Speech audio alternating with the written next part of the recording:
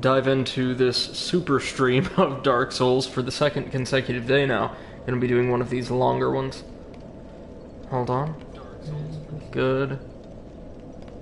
Good.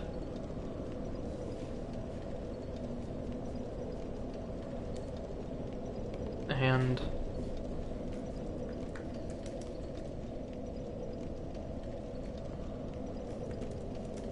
sorry, just manually entering in like a live notification. There we go. So, let me see if I can still do this. And we can. Welcome, ladies and gents, back to Dark Souls Remastered here on the Overanalyst channel. Last time around we made some astonishing progress over the course of one stream, taking down 4 or 5 bosses, maybe? Somewhere in that neighborhood, at any rate. And amazingly, making it all the way through the legendary, reviled Poop City, Blighttown, in a single life. We did not die one time, aside from an unfortunate incident with that elevator that just has like the jankiest like surface collision detection in the entire game. So that's something to be really, really proud of.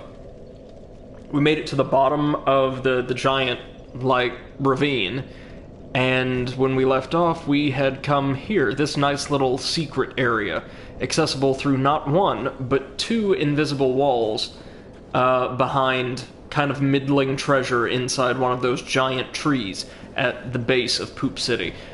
This is the Great Hollow. It's a really kind of convoluted, difficult to navigate area, and one we'll be exploring in greater detail later. Right now I really just wanted to come down here to pick up that that bonfire really quick. It'll make exploration a lot easier later on. Hey MC, how's it going, man?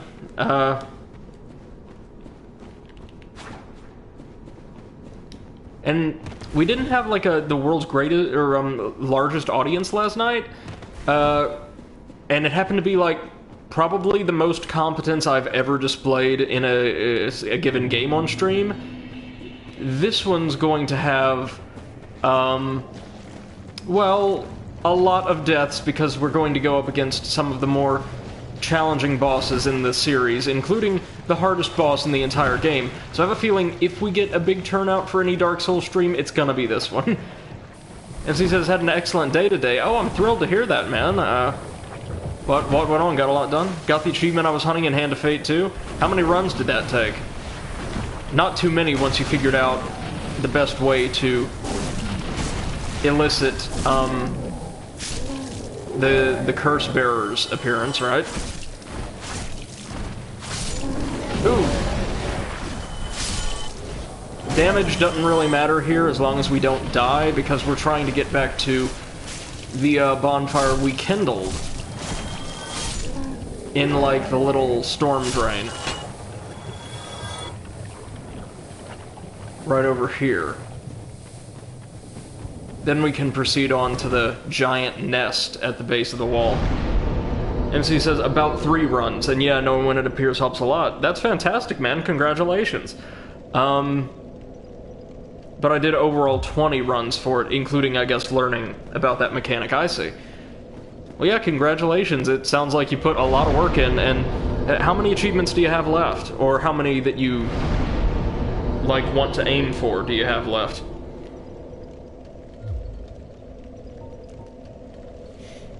Now, should we reinforce any of this armor? We probably should, but we don't have the Titanite for it, which I'm perfectly fine with.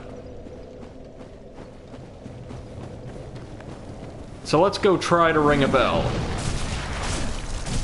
Oh, just 6 left. Considering how many that game has, you've gotten a lot of work done then.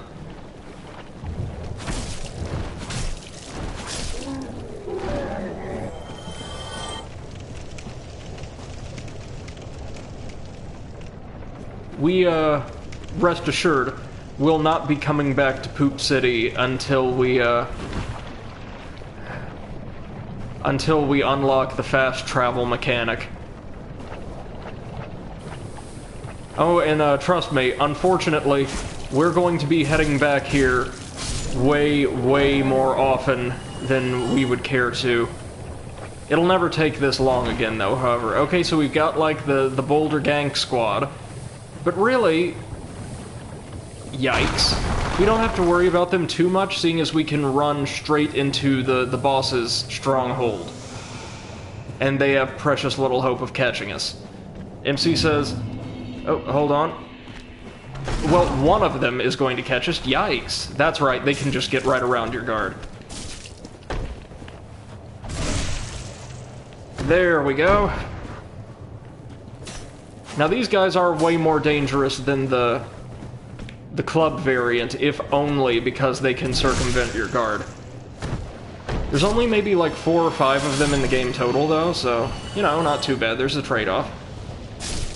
MC says, just short of 170 hours of game time in. Well, good for you, man. That's a serious dedication.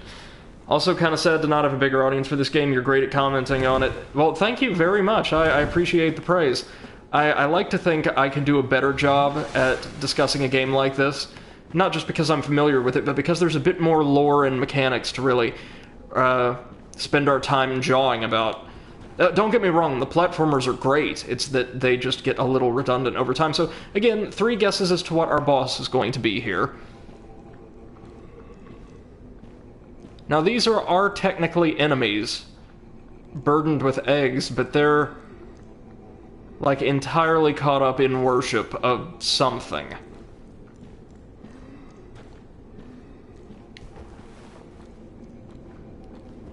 Yep, as I said last night, the audience gets like 3 guesses and the first 2 don't count. It's time to fight one of the harder bosses in the game, in my opinion. A pretty famous one. But what you need to know is, just like Lord Gwyn City is built more or less on top of the Undead Burg, which is built more or less on top of another city called New Londo we haven't been to yet, which is built more or less on top of Poop City, which is built more or less on top of Poop City. Poop City is built on top of something else. And that something else is the reason, one of the big reasons, why there's been as much pestilential and demonic presence in the area as there is. We're not going to confront it. We're going to see what it does to normal people. Yeah, layers. It's more or less like the old, like, classical practice of constructing a city atop the foundation of a ruined or abandoned settlement. Kind of like what they did with Troy. How did I like Drifter's OP? I actually really like that art style, man. More than anything else, I'm blown away by, like, the visual style. Good stuff. Okay. Now, thankfully, I don't believe we have to worry about status effects here, and if we wanted to, we could call in that cannibal that attacked us, Maneater Mildred, which in fact we may do if we can't get this in 1 or 2 shots, because this boss has some health. It doesn't have Gaping Dragon health, but it has health. The Charcoal Resonant ain't gonna do anything against this one. Can't forget about that Firekeeper Soul. Well... let's meet one of the more famous enemies in the series. And it's not exactly a spider, not really. There is a spider here, and it looks really cool. But that's our enemy.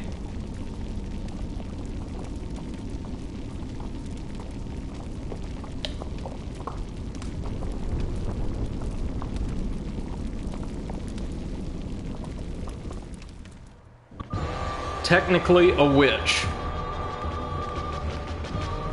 And, that's the attack we want. As you'll see, she has an obscene amount of health. And also some excellent range with her sword.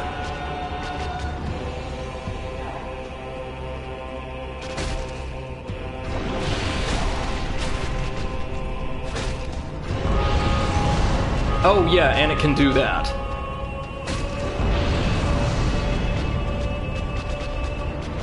With some really surprising range, actually.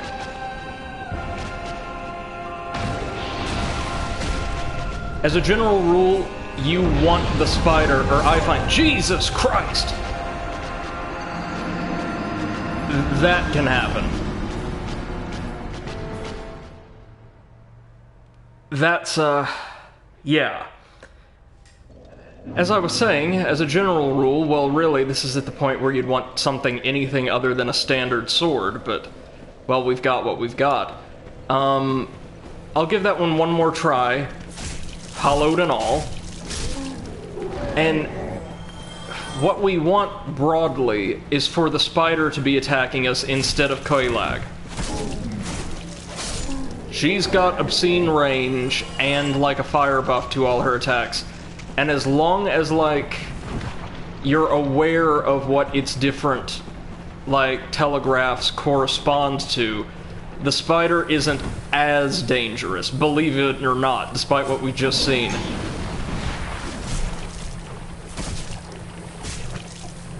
As he says, as a Monster Hunter World player, I feel that challenge. Yeah, this is one of the tough ones. You'll also notice that a lot of the bosses at this stage have, like, seemingly a ton of health. This is something that's not a consistent challenge, well, so persistent as a challenge in other Dark Souls games. Like, they tend to shy away from out-and-out damage sponges. A couple of the bosses in the Dark Souls 2 DLC might qualify, but for good reason. But because this game expects you to, like, constantly buff your weapons or, like, forge your weapons so much, it can feel like you're a little underpowered compared to where you should be, or would be at any other game in the series. I can tell you that much, including Demon Souls.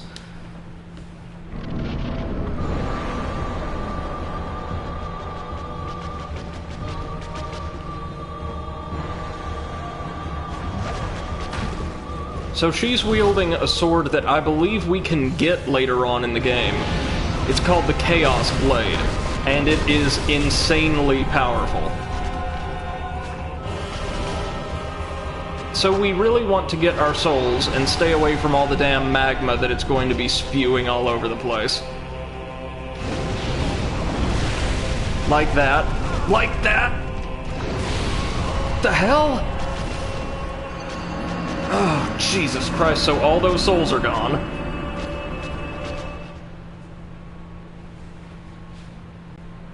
And it just, like, checked us into the wall. Right, this is... Yeah, getting stuck in the geometry. That one's...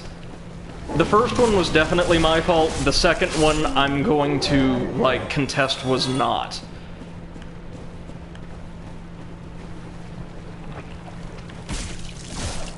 That was an early game problem. Yeah, it was. And it's so weird. Things getting stuck in the geometry seem to work in our benefit throughout the rest of this area.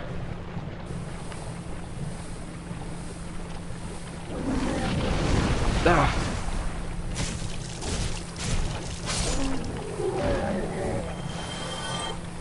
Oh, here come the mosquitoes again. Thankfully, it's not the longest run in the world to get back to her, it's just that... Well, hold on. I've got an idea.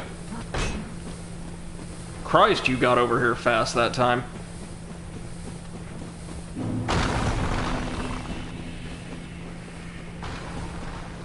I do have an idea. Now, as you would probably expect, almost all of her damage is fire elemental. Now, tragically, we don't have anything that just does a phenomenal job at blocking flame as far as shields are concerned. This thing blocks like 70% of fire damage, which is okay. But I have this terrible sneaking suspicion that the Shadow set is kind of awful at blocking fire damage. And indeed, it would seem like it's not the worst, also not the best. So what we might want to do is where the Pyromancer's set.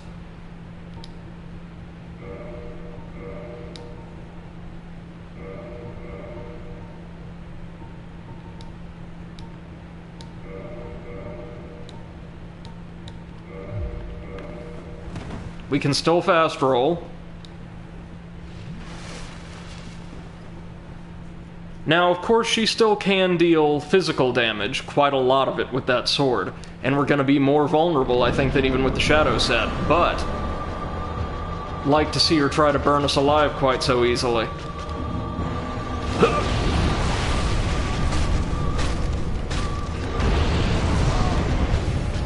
No, looks like even with the Pyromancer set, this thing will still kill us in 1 or 2 hits.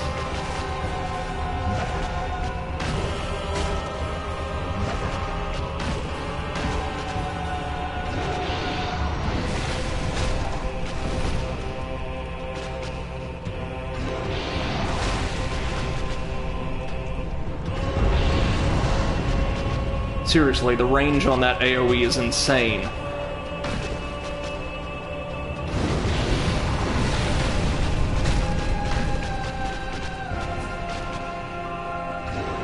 Oh, it was just doing another one of its weird little magma vomit attacks.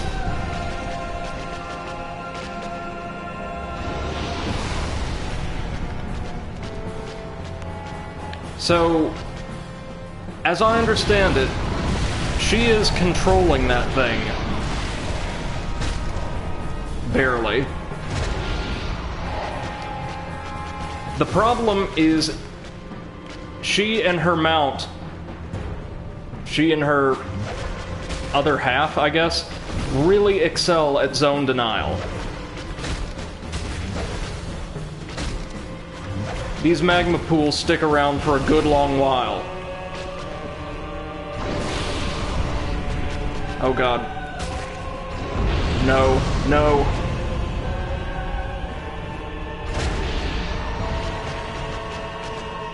Well, we're doing... This might not be a great run, but we're doing better. Her music's pretty great. A lot of the soundtrack for this game is, to be honest.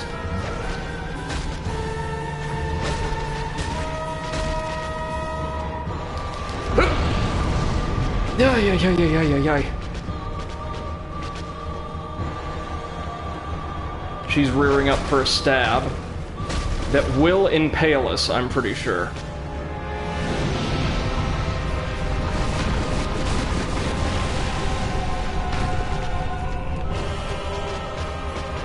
I really like her design, actually.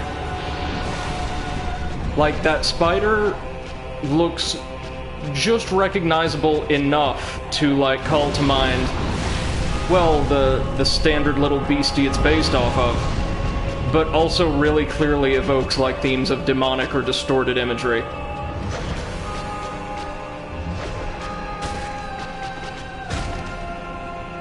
No. Oh, got caught in the spider's geometry. Oh, and for the record, Quelaag herself is effectively human. She is not a demon of any kind. Just something horrible has happened to her.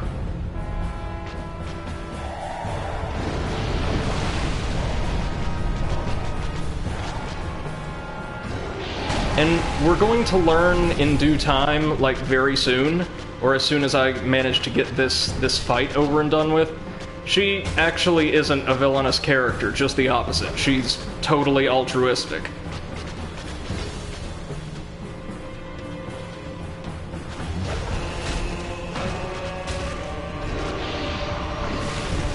So we want to get the hell out of here. Once it starts, like, spawning magma 2 or 3 times in the same narrowly defined area, you kind of want to get the hell out of Dodge.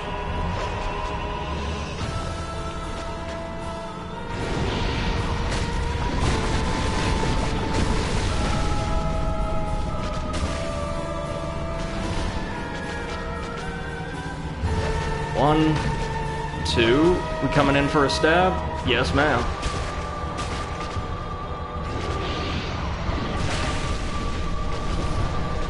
Okay, sorry I'm not being that talkative, but these can be really tense. Stab? Good. Yeah, that's right.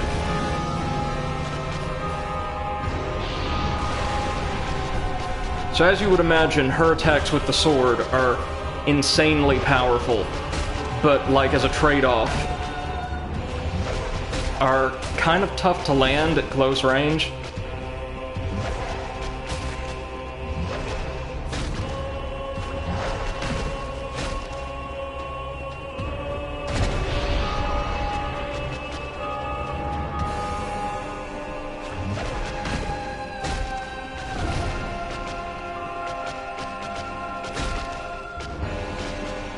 here it comes. No, nope, just puking.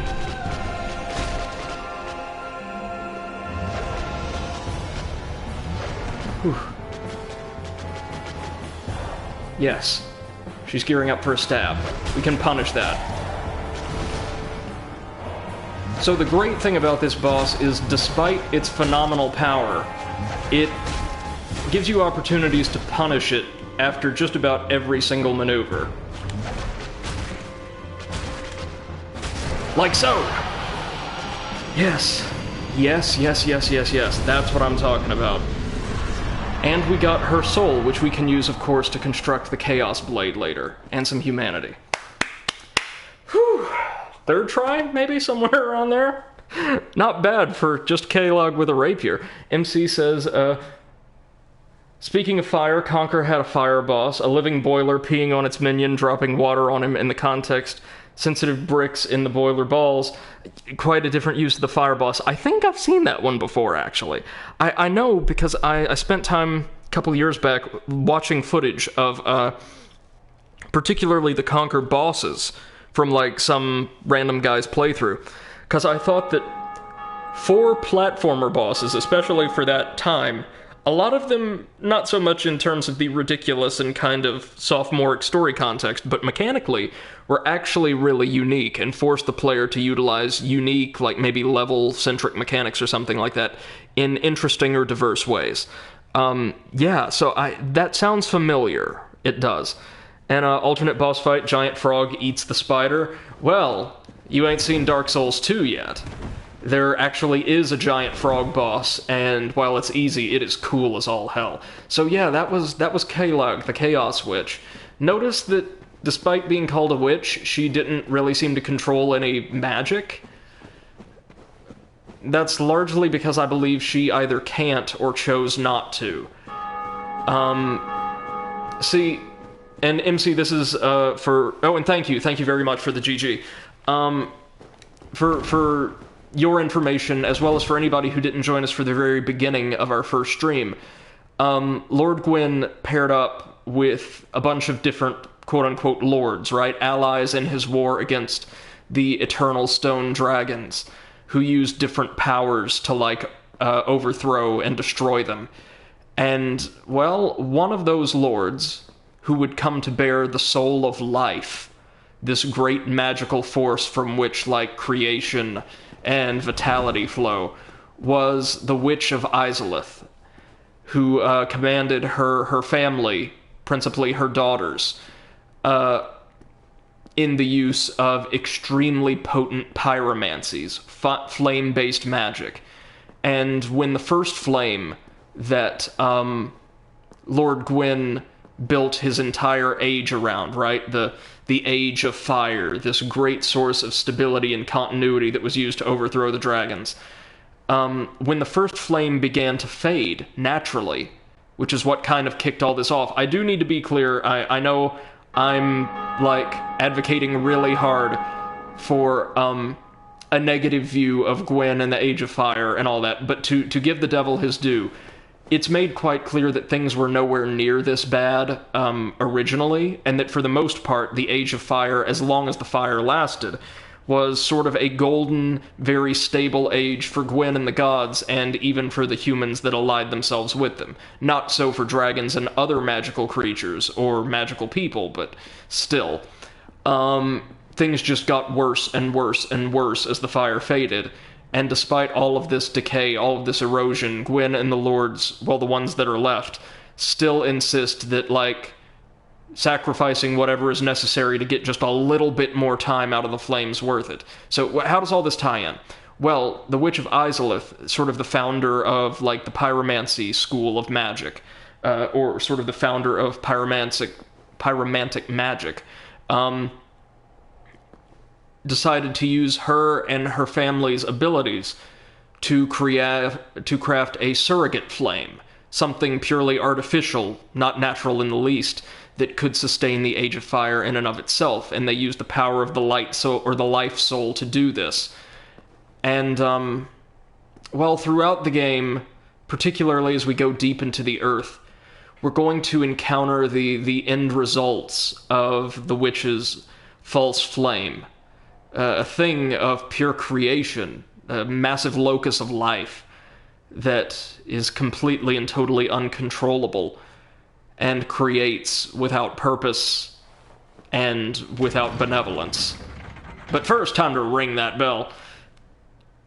If you recall, this is the second Bell of Awakening we need to ring in order to open up a passage to Lord Gwyn's city.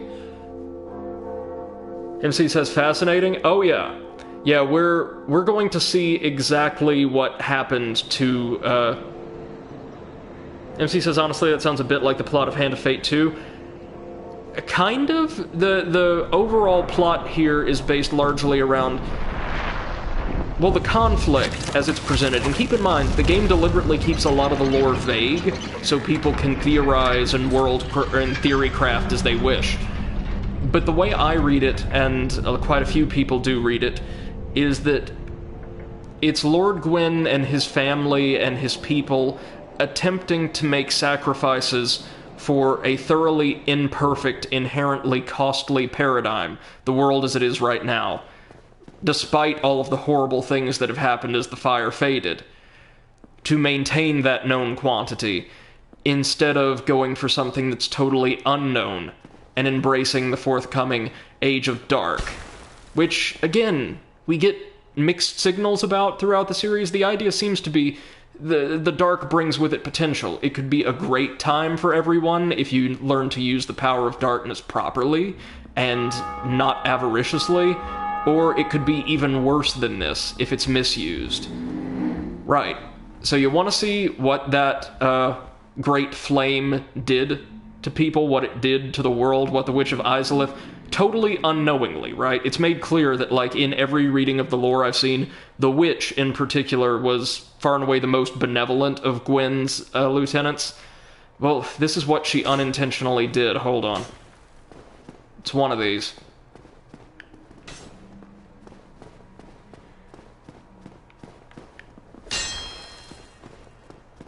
One of them's a false door.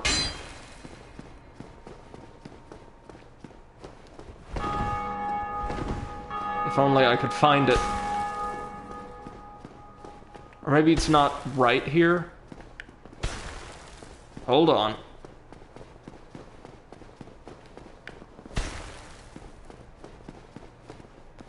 Oh, and speaking of the Witch of Izalith, yeah, we've just come out into her city, Lost Izalith. This is kind of what her attempt to, like, provide a safe alternative energy source for Lord Gwyn's kingdom turned out as. Didn't work that well, unfortunately. Oh, here we go.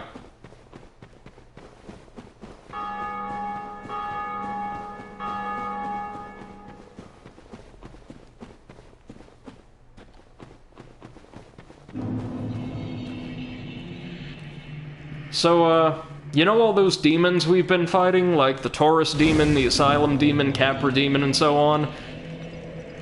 They were all created by the Witch's false flame, totally by accident. And you can see down there, there's actually hordes of, well, you could see a couple of them, like lesser Capra and Taurus demons guarding the way deeper into the city, as well as something writhing over there in the lava.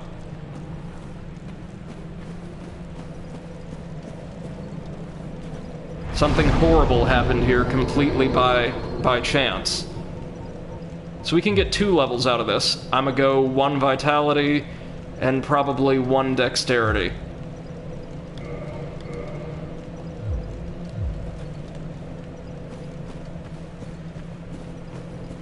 Oh yeah, and this armor isn't exactly my favorite looking, so now that we're done with this part of the game, hallelujah. Let's change back into something just a bit more fashionable.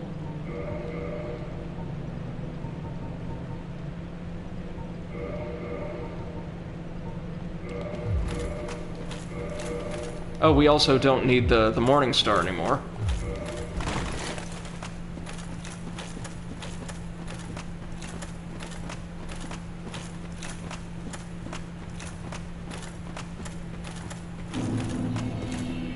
Here it is. You ready to discover one of those new covenants or religions? NC says, this is why it reminds me a little of Hand of Fate 2. Callus wanting to purge magical creatures, the summoning of the former dealer backfiring, and creating corruption. Yeah, like... the best laid plans turning really, really sour for everyone. Okay, so this guy is Engi. He is actually a master pyromancer, believe it or not, who can teach us some top-level pyromancies. But, are you ready to figure out exactly why Quelaag, someone who is totally sane, not hollowed in the least, attacked us? Oh dear, what have we here? Are you a new servant? Yes. But you have no eggs. No matter. Go along and have audience with our fair lady. I pray that you will mind your manners.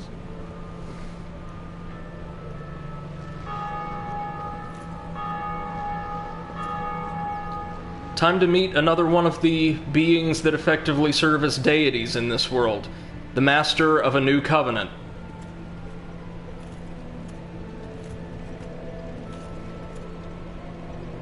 The Fair Lady. One of the kindest and most tragic characters in the series, in my opinion. She's blind, can barely hear, and doesn't speak our language. If we had the tiny being, I think the witch's ring that we could have chosen as a gift, we could understand her, and we may come back later to speak with her briefly, but, well, I'll give you her lore as briefly as I can, in case we don't make it back here. She is a firekeeper, meaning she can reinforce the Estus flask for us and do the whole nine. And she's also been fused to one of these horrific spider beasts. And, well, she sacrificed herself to help the less fortunate people trapped above her. She was once, as it's understood at least, every bit as hale and hearty as Quelaag. But this terrible corruption, this miasma, the disease that so infected Blighttown and aggrieved its citizens, those who had been shunned by the wider world, was spreading, getting worse and worse, increasingly malignant with every passing day. And the Fair Lady, a being of immense magical power, took as much of the blight, as much of the sickness, as much of the disease and the pus and the pestilence into herself as she possibly could, to provide some succor to the poor, poor people rejected by Lordran. As a result, she can't see, she can barely talk, and can't move hardly at all. And she's racked with terrible, soul-searing pain with every waking moment, and still works to protect them as best she can. And yeah, she's one of the good ones, one of very few great beings of power we'll meet in this series that hasn't either totally lost their mind and or, well, turned to less benevolent motives. We can enter into her covenant, and we shall, temporarily, just to get a trophy and show it off. MC says, did the witches create a false flame by taking inspiration from hell? Oh no, not quite. They actually had the very best of intentions, because they copied that primordial first flame, a force of creation and power that Gwyn was able to use to lead the Titans, the gods, as well as men, into this, like, golden age and overthrow the dragons. They thought that they could control it and use it to the benefit of those around them, and couldn't. So you ready for the real kicker? Quelaag, the Fair Lady's older sister, was only attacking us and other travelers so she could cleave the humanity from our chest and offer it to the Fair Lady, as humanity sprites are able to temporarily lessen her pain, and we can offer her our own humanities as we acquire them. And apparently, if you're able to talk with her, and as you sacrifice more and more humanity to level up the Covenant, she'll regain a bit more of her, like, locomotive ability, and she'll be able to talk more easily and with less pain, so we can help one of the only good gods left. But the real tragedy, these things, as you could tell, like, just looking, like, at the relative size of her torso, she and Quelaag were normally much taller than the average, like, human being. And, yeah, that's because they're kind of not. Originally, before they were fused to these horrible things, they were two of the Witch of Izalith's children. Two of the pyromancers that helped Lord Gwyn attempt to protect and sustain his kingdom. And the first flame, or the false flame, did this to them. Unknowingly, unintentionally, their own mother did this to them. And the most we can do now, having been forced to strike one of them down, is provide some comfort to the one that's left, which we will do if we can later on. This isn't the religion we're ultimately going to stick with, but I feel like it's only right to meet the fair lady and kind of understand her pretty significant role in the lore.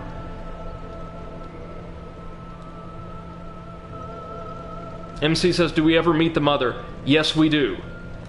See, at a certain point, we're going to need to visit all of the lords that have, well, those great souls of power, and attempt to, like, take them from them by some means or another. Although I can tell you with certainty, there's 4 such beings we're going to have to meet. 2 of them are still largely themselves, and 2 are not. Well, we'll reinforce our Estus Flask with that Firekeeper soul. We are going to need to keep at least 1 Firekeeper soul, but there are many in the game. And we'll enter her covenant. Yeah, I don't exactly feel right worshipping Lord Gwyn at this point, so we've unlocked the Chaos Servant Covenant, and, again, just to drive home how kind these people are, she gives us an insanely powerful pyromancy free of charge.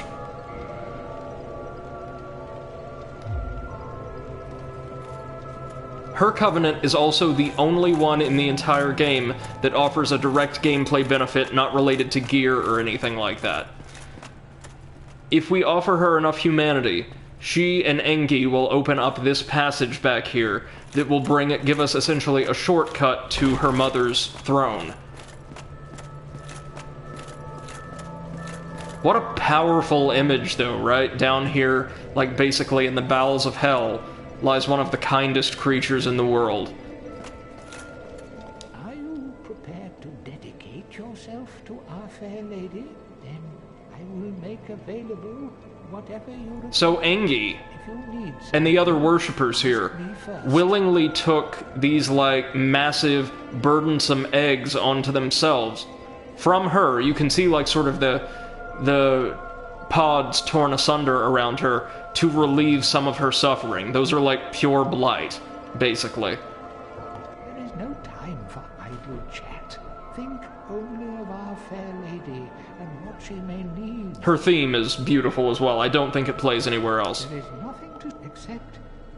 If you lay a hand on the fair lady, you should be prepared to face my wrath. So he offers us, like, a basically searchable roster of the Chaos Servants players. And since he's a master pyromancer, he can also increase our pyromancy flame somewhat.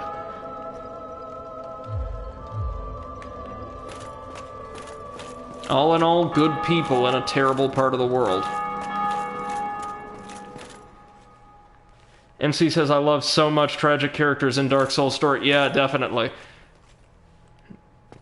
Now this looks like a lift, but I don't think it functions as one yet.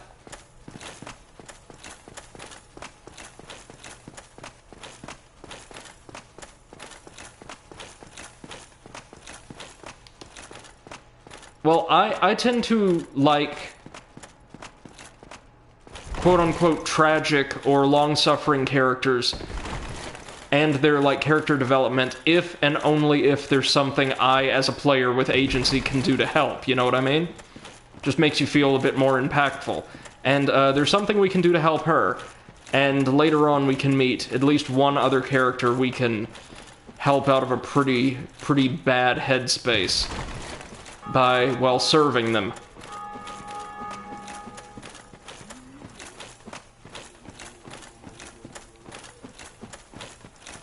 So now there's nothing left to do but hoof it all the way back to Firelink Shrine.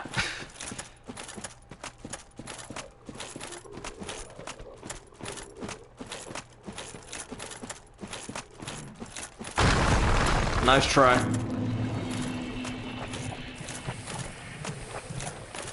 Now, the quickest way to get there would be through the Valley of Terrible, Forgettable R&B that we can access... Oh no. Oh god, there's two of them. No. Which we can access from the top of the elevator, if you'll recall. Jeez. Meaning it's elevator time again. Yay. Not like we have much to lose at this point. We're not even properly human.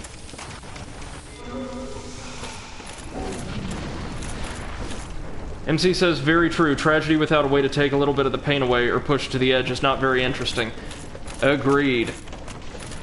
Or, my favorite possible solution, in the case of, say, the Mass Effect series, or really anything BioWare wrote when they were still BioWare and not just like a knockoff Destiny studio. Ways, difficult, very fulfilling ways of solving the problem entirely. That way it makes the player feel like they really accomplished something, you know? Oh god, here we go again. And you could see already the blood stains from where other players didn't have a great time with the lift.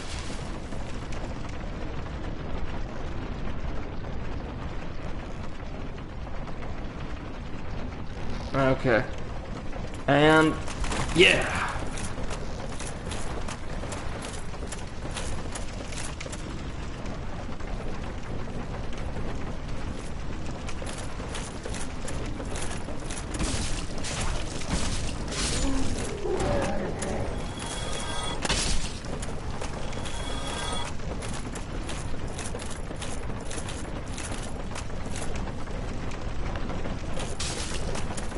Did we come this way, along the tree roots? I know we went into the tree, but...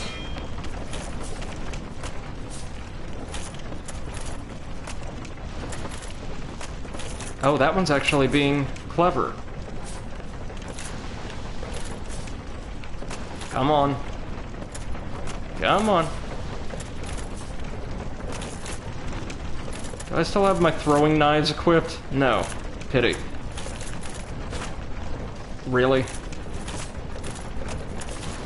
This is the real boss of Blighttown. Okay, there we go.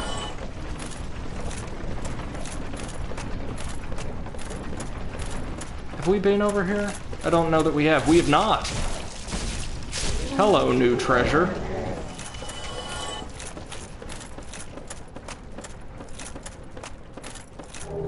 Oh! I never got this in my original playthrough.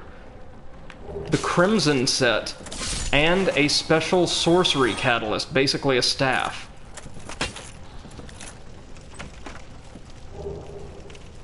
And a special spell. One that might cure status effects? I don't know. Anyhow, that armor we just got, we'll take a look when we get back to Firelink Shrine, but take old Brady's word for it, it is gorgeous. MC says, when I played Asiyoshi, what put him on a path to change is when he met Zan, a member of the Leviathans, the clan Asiyoshi became a part of. Asiyoshi asked Zan what the Leviathans wanted as a clan. The answer was peace. I'm trying to think, is there anybody in the Dark Souls universe who actually wants, like, just peace and tranquility for all? Actually, yes, there is. One of the minor characters and, like, stand-in deities in Dark Souls 2, representing, like, filth and squalor, actually wants nothing more than, like, peaceful, happy coexistence between all the different creatures in this game's setting.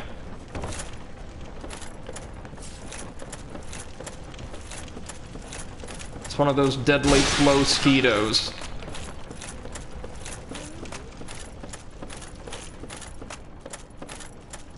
Oh, okay. That's where we are. We've just come back around. Right.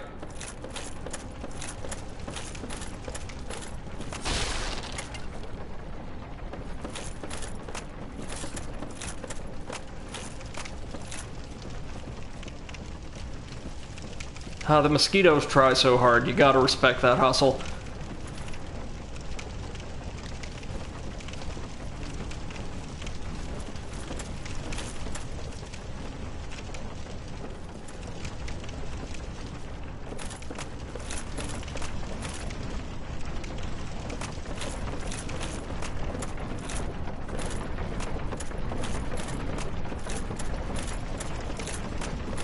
That's always cause to just, like, anxiously hold your breath.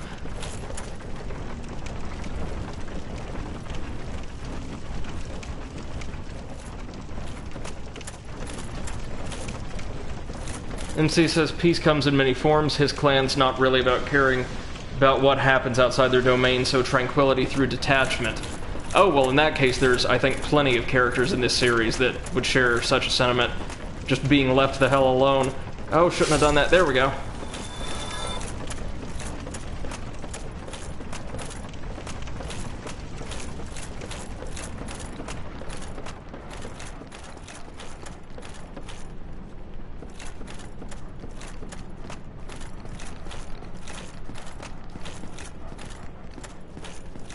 Oh, they're sitting the way out. Damn it.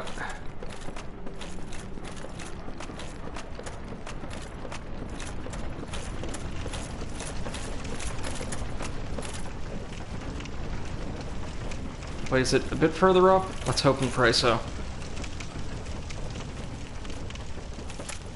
Because if we follow that, like, back entrance all the way through, we should emerge right underneath Firelink Shrine.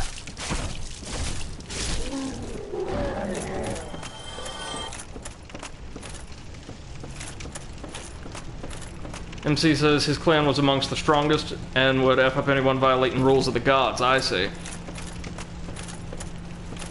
Oh, well, in that case, there's a group in Dark Souls that would be a near perfect analog. And we're going to meet them probably today.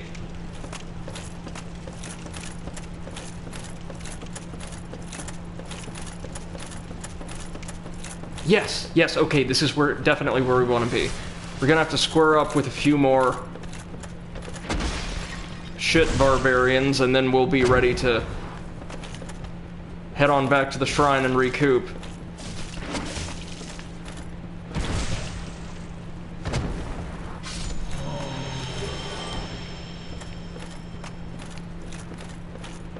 There might be 3 of them in here, I think. Oh, we also have to go pick up a vendor that I just totally forgot about.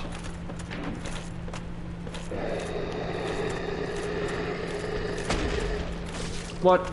Come on. There we go. That's more like it.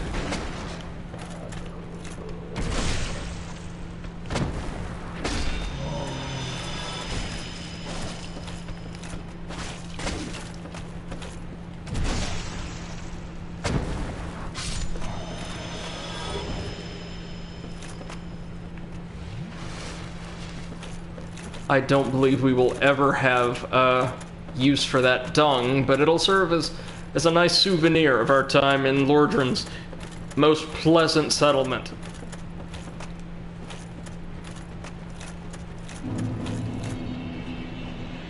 MC says I did enjoy the nuance between detachment and not caring.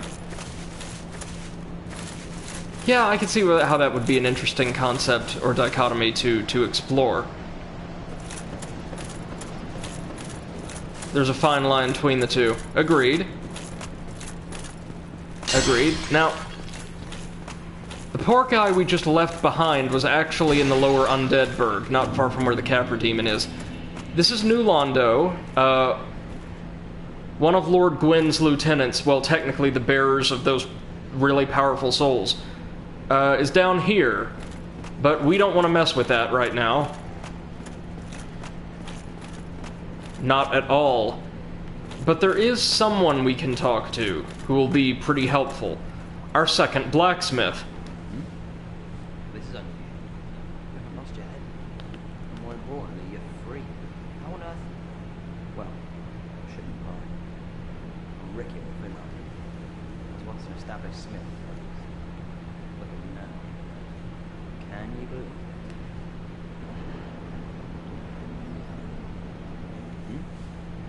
What is it? Have you? Oh no. Don't worry.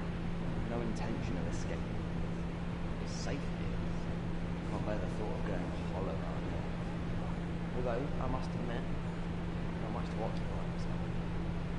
How about this? I could forge your weapons, albeit with rather minimal tools. I'll show you what may be the best in the game.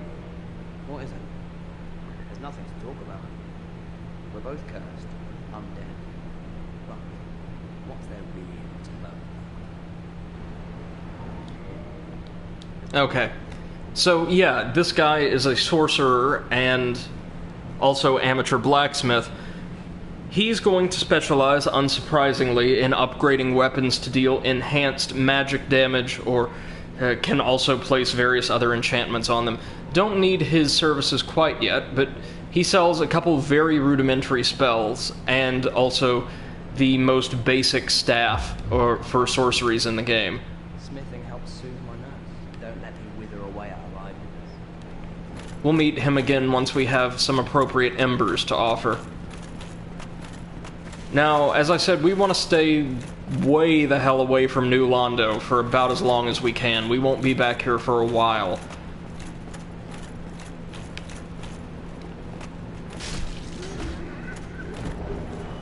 We do, however, get a slightly better thrusting sword, the S-stock, out of this whole little diversion, but we'd have to upgrade it. Oh, hold on, so sorry. My controller went dead for a second. No idea why that is.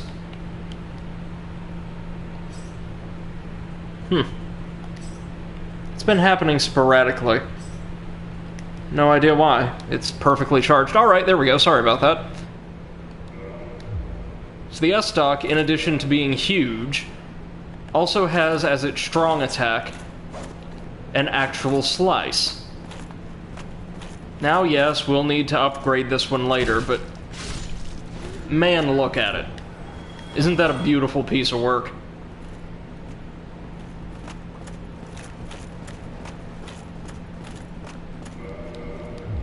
Back to S-stock Jr. for the time being, though, seeing as how it's far more powerful. Might as well gather some souls while we're here. These guys, aren't gonna need them for anything.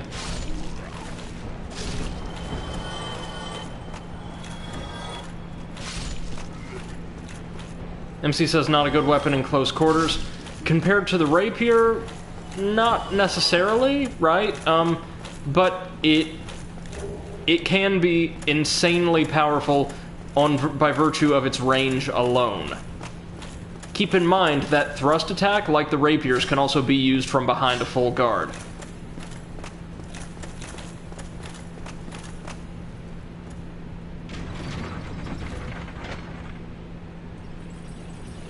Yeah, there we go.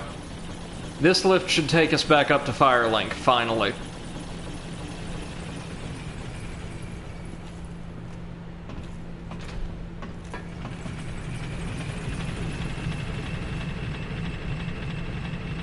And now that we've killed Quelaag and rung the second bell, as I'm sure you saw, giant gatekeepers have opened the door to the fortress that Andre's forge is located across from.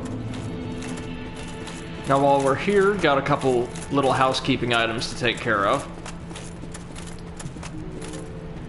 You'll see our buddy in the gold armor is gone. And our firekeeper has been killed. Yes, Lautrec murdered her for her soul and fled the Firelink Shrine. This is something he will inevitably do if rescued. But he also dropped an interesting little key item. Where is it? Oh, it's not a literal key, so... elsewhere, perhaps? Oh, a usable item, technically. The Black Eye Orb. Mystical orb found on a keeper's corpse. Invade the world of the murderer of a firekeeper to defeat the perpetrator and reclaim the soul of the firekeeper. The Black Eye keeps constant watch on the city of the gods, Anor Londo.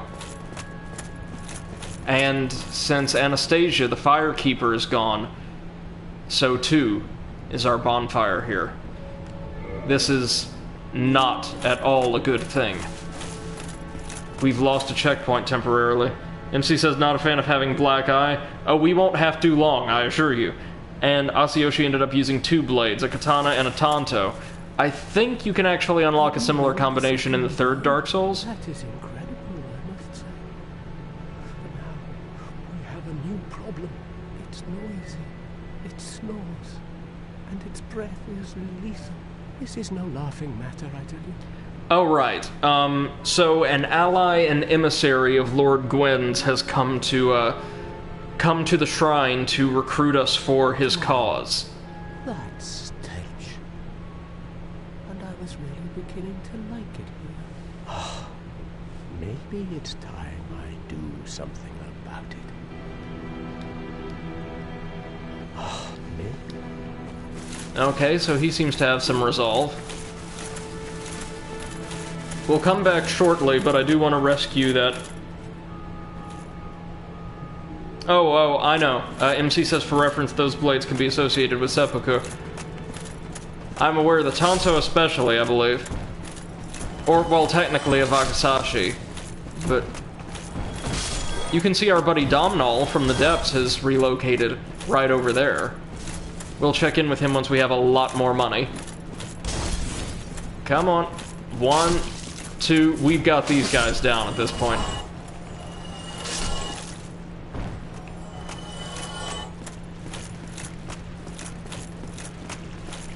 Feel like dropping some humanity today, bud? Nope.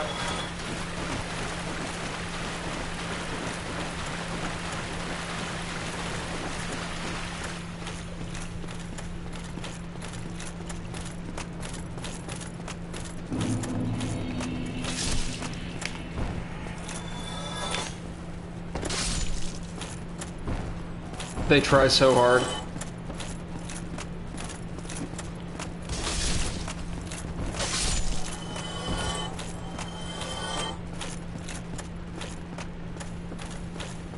Now we're actually heading down to the street level, because somehow or another I missed this guy our first time down there.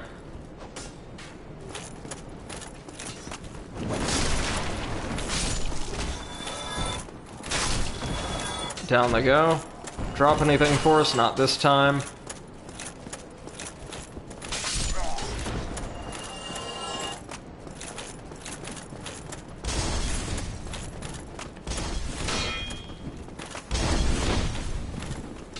One, 2, 3.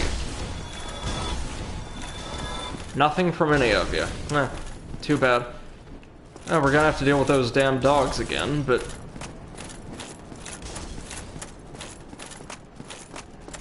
nothing else should be much of an annoyance.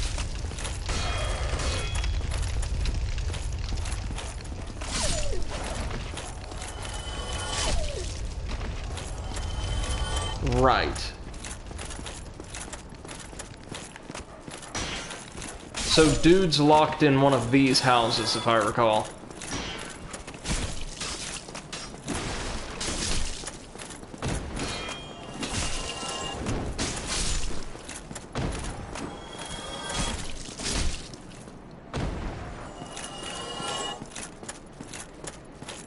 But which one?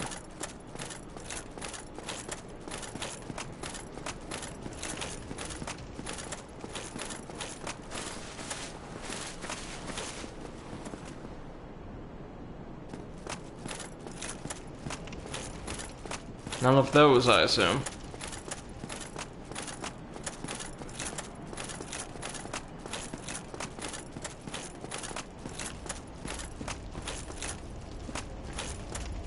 MC says, for Asiyoshi, it was the symbolism of his guilt and the wish to change meaning of that symbol, wanting to show in his silence that he was trying to change himself. Somebody. There we go! Please let me out of here. And also quite the claustrophobic area. Yeah, it is.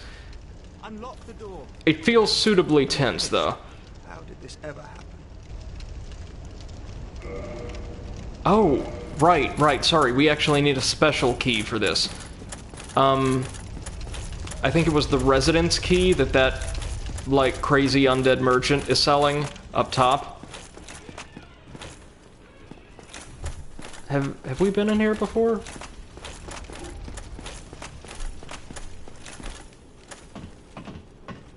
Yes, we have. Sorry, this is the way from, the watchtower, I believe.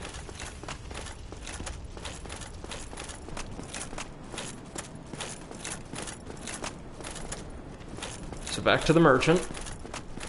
Trust me, it's worth it. This guy's our foundational magic teacher, and the one who can give old Brady a spell or two that'll really come in handy later on.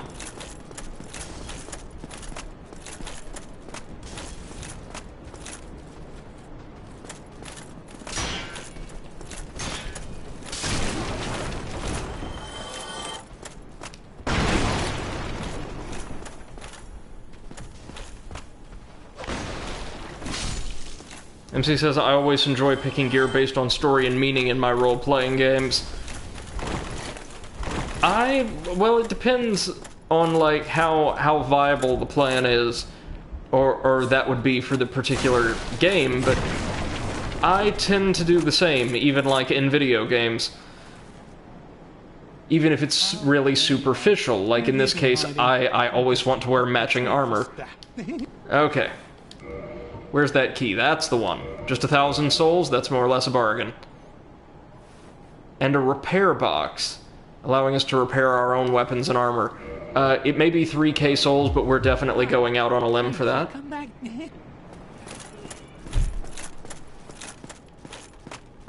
Speaking of gear, while we're down here, why don't we try out that new set from the bottom of Blighttown, the Crimson set. Gloves of the sorcerers who flooded New Londo to seal away the Dark Wraiths, and the 4 kings who descended into dark. The sealers were once known as healers, and the bright crimson was a symbol of that. Yeah, so this is going to be a magic-resistant, but otherwise kind of frail armor set. Beautiful, though.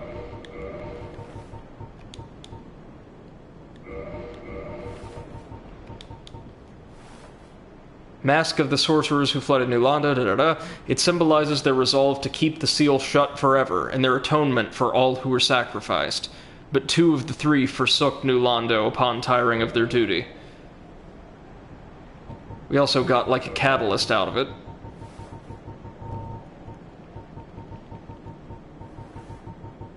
Down here? Yeah. Catalyst to the banishment sorcerers who... blah blah blah blah blah. In contrast to other catalysts, the metal catalyst qualifies as a weapon, as it inflicts physical damage, however small. Right. So we don't have enough levels in intelligence to wield it properly yet, but seriously, check out this armor set. Doesn't have shoes, so I'm not terribly fond of that, but it looks really, really cool. As does the catalyst. Looks a bit like a twin blade, actually.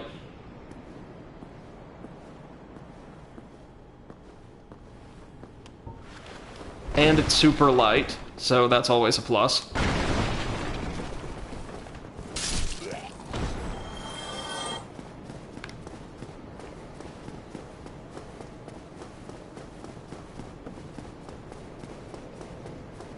Don't you know this would just be hell on your feet, all this rough stone.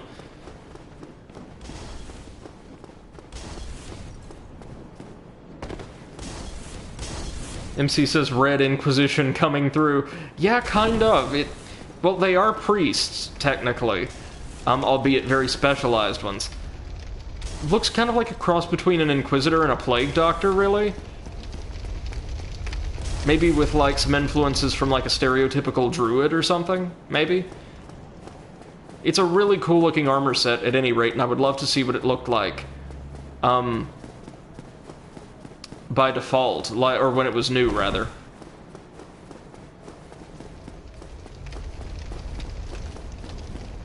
Here we go. Brilliant. You opened the door for me. Thank you. I'm saved. I thought I might never escape. I am Griggs of Vinheim, a sorcerer of the school. I am much obliged for your assistance. Thanks to you, I may now resume my travels. Oh, hello. I'm fine.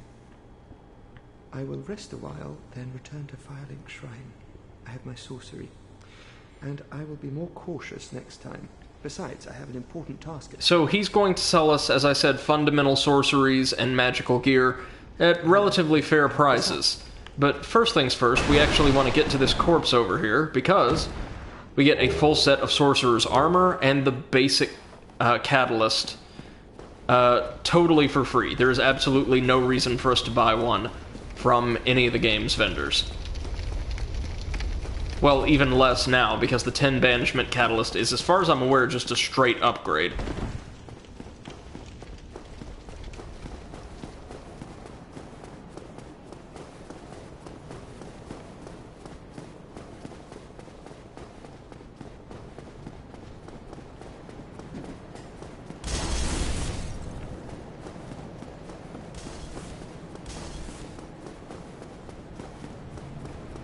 Right on back home with us.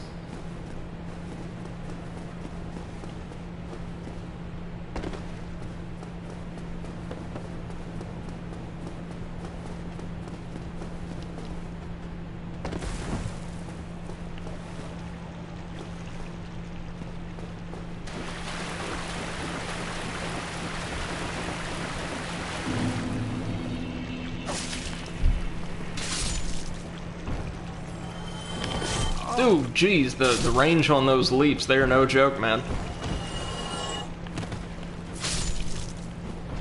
Axe guy. What the? Okay.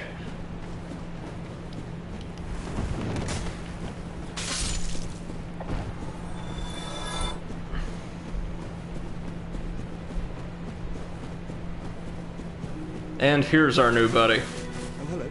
I regret meeting you under such compromising MC says, on my survival campaign, my character Rex has a bow that was his father's. Another character asked to use it, and he gave a stern no. Sad no one asked why. Well, if it's still a relatively new campaign, I'm certain you'll have a chance to get into that at some point. Oh, yes, please teach us sorcery. Very well. I am pleased to have a chance to give something back. Well then, let's get started straight away. Have you heard of Big Hat Logan? Master Logan is a great sorcerer and my teacher. Both of us came to this land as undead. But one day, he departed, leaving only a note. I suppose he wished to keep me out of harm's way. But where does that leave me? I have dedicated myself to sorcery, but Master Logan could find no use for me. Right, so this guy's just thrilled to be able to have some kind of positive effect on the world. He would travel to Anor Londo by way of Sen's fortress. I can only guess that he seeks the legal archives. For Master Logan is a tireless pursuer of wisdom. Wisdom trumps all. Everything else is hogwash. When the curse turned him undead, I'm certain that he only felt it was the perfect chance to visit this land. I only wish that I had his courage. So, the Royal Archives are overseen by the incredibly, like, almost comically villainous Duke Seath the Scaleless. So we'll be seeing him before too long, actually. Are required for sorcery. First, you must equip a wand. Second, you must attune a sorcery. Then you will be ready to fire away. Oh, and don't forget to aim. Yeah, he's pretty good, people. He offers several rudimentary spells, only one of which we really, really want. This spell, dear friends, grants us a certain amount of charges of a magical weapon buff every time we rest at a bonfire. It's a little bit more costly, but you know what? Now, oh now, is the time to... No, don't gesture. It activated one of these weird little gestures. Through motion controls or something, I guess. Now would be the time to start cracking into some of these special souls we have. Like so.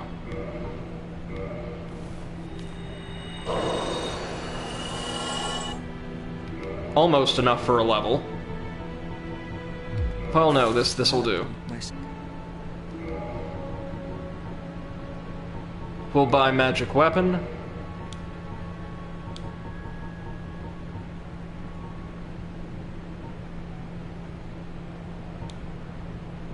And the rudimentary soul arrow, just in case.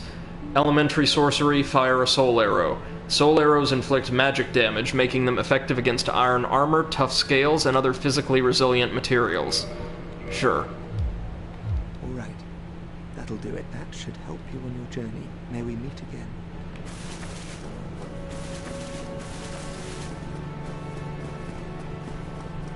Now we'll still have to attune these sorceries at a bonfire. Oh, you again? Me? I've become separated from my lady. I've scoured near and far, but no sight of her. Where could she have gone? My lady, to think I swore to protect you with my life. Right. Your Highness, I am entirely to blame for this. Oh, woe is me. I am unworthy, deathly so.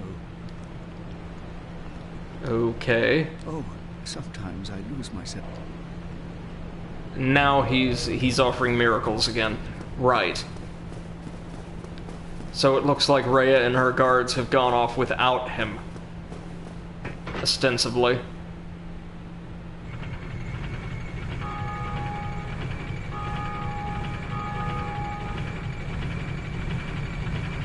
It's a really cool looking mask, isn't it?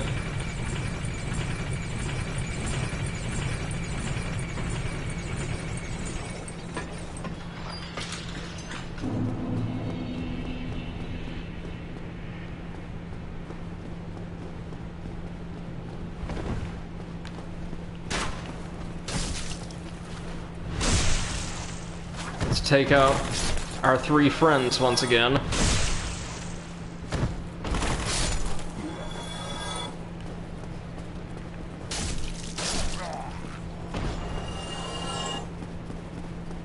And prepare ourselves to tackle the fortress. A massive and extremely dark house of traps. Another one of those areas that's just laden with treasure, all of which we will not be getting in a single go.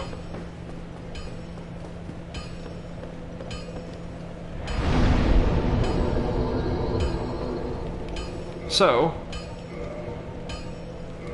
we're gonna pop one of these twin humanities, reverse our hollowing, and kindle this bonfire, because we have the resources to do it. That's what you get for not dying every 5 seconds, like I did in our first stream. 1 and 2.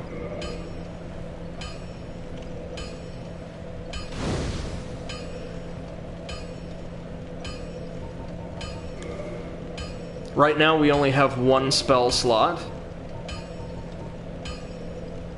but we can slap magic weapon in there.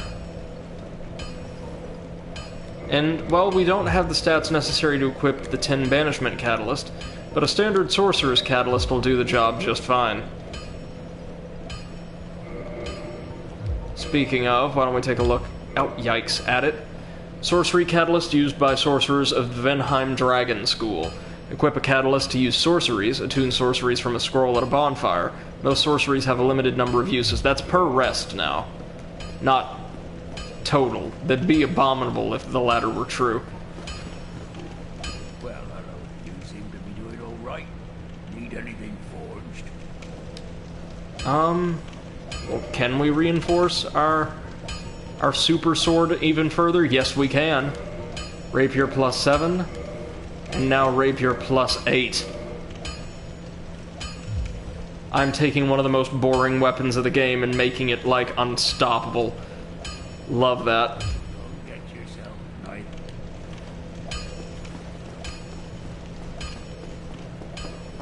Well, friends, now we are well and truly ready to tackle, the Great Sin's Fortress. The goal here is really simple, just make it to the top. Achieving that goal, however, is really, really hard. You'll notice our good friend the Onion Knight is gone.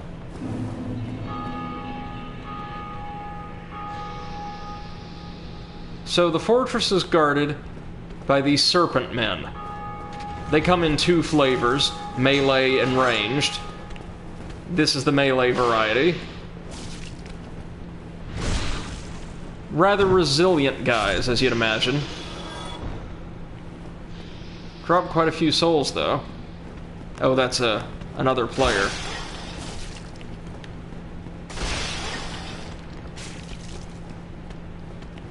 Now, the ranged flavor are far more frail, but they also have, like, lightning magic, so are a bit more dangerous. These guys, I'm fairly certain, are also creations of Duke Seath in his unending attempt to replicate the immortality and power of, like, the scaled dragons. You'll also notice here all of these statues carved in the likeness of Lord Gwyn's knights. Ooh, brave warrior soul, yes please. Now you'll see why this stage is so notorious. Like those little pressure plate arrow traps earlier, and these swinging axes here, this stage is covered in extremely deadly traps.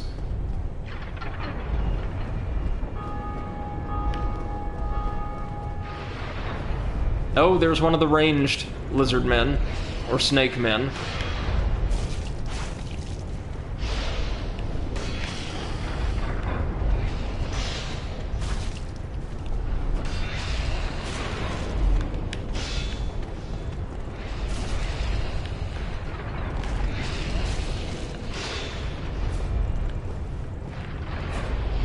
Actually having to duel one of these suckers instead of backstabbing them on footing like this is just, oh god.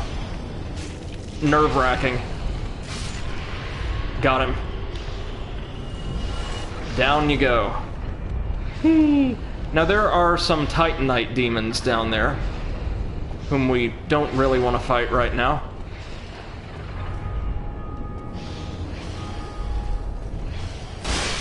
We're gonna want to take out that ranged enemy, of course. Anything here? No?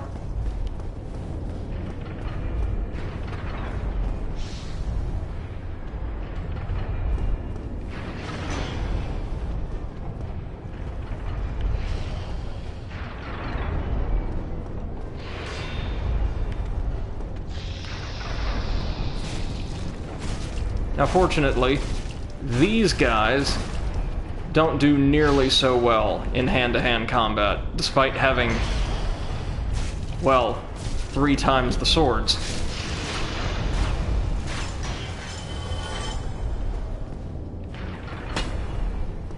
Not a mimic, are you? Nope. You can tell mimics in this game, at least, by the chains on the right-hand side of the chest. If the chain is curled like this, it is a typical treasure chest, perfectly harmless. If it is straight, it's a mimic, I believe. Got some more Titanite, never going to turn our nose up at that, now are we? Here we can see a lizard man just kind of chilling. Not doing much of anything. I can relate.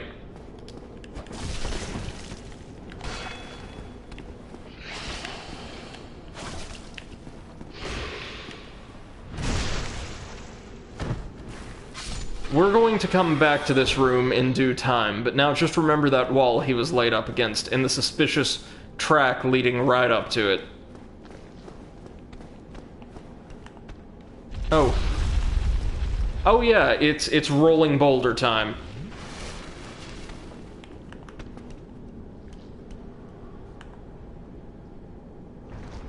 Well, come on.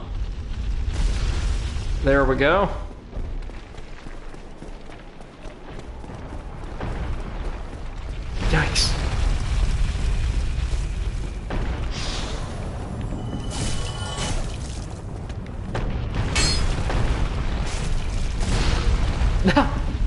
Well, that took care of him now, didn't it?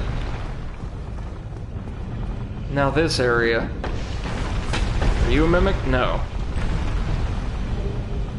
Oh, this is a great ring, you guys. The Ring of Steel Protection.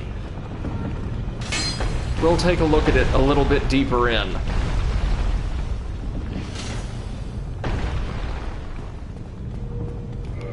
Or right here, actually. Because I don't think anything can get to us from here. The Wolf Ring's great, but check this out. Boosts defense versus physical attacks. This ring belonged to the Night King Rendell. It grants its wearer protection by boosting defense against physical attacks.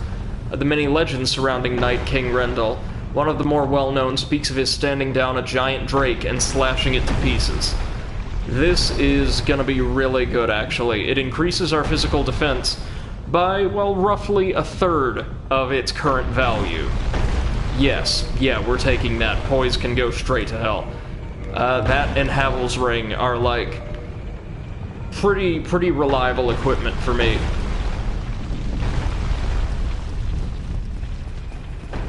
Now it's time to cross the fog door. No boss here.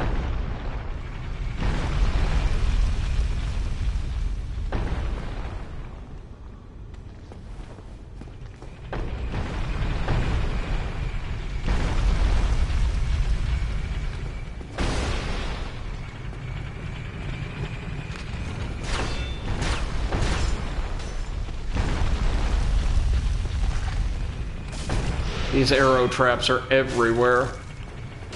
They're not that bad, obviously, once you actually know where they are, but they will get you off guard if it's your first time through the area. The Serpent Men are tough, but I feel like they're not ever really present in numbers necessary to pose a huge challenge. And I'm just being careful looking for secret walls, because I know there's a couple in Sin's Fortress. Oh dear.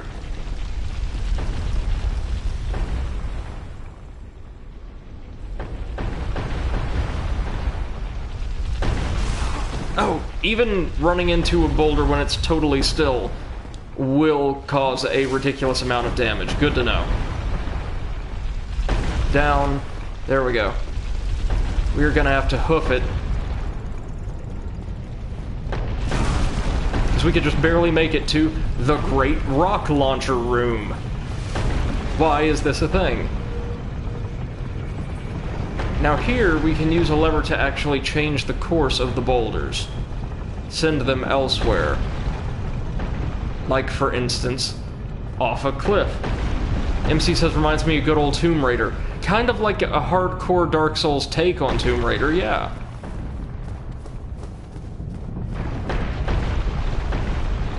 Now see, we want to send those stones down there. Because that pathway, if you'll observe, actually shoots the rock out,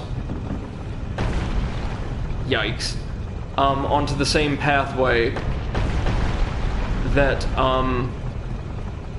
that Serpent Man was leaning up against, the end of, allowing us to break through that wall.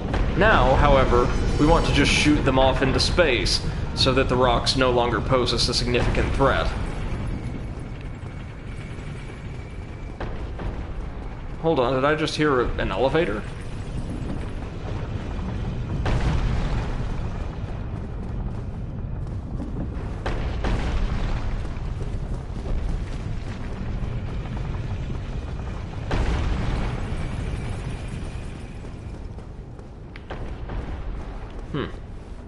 Doesn't open from that side. This one's open, though. Oh yeah, it's an automatic elevator to the lower levels of the dungeon. We're not taking that quite yet. Not until I get my bonfire, at the very least. And there is one. In fact, I think there's a couple here. They're just, well, kinda hidden. Because of course they are. Speaking of hidden...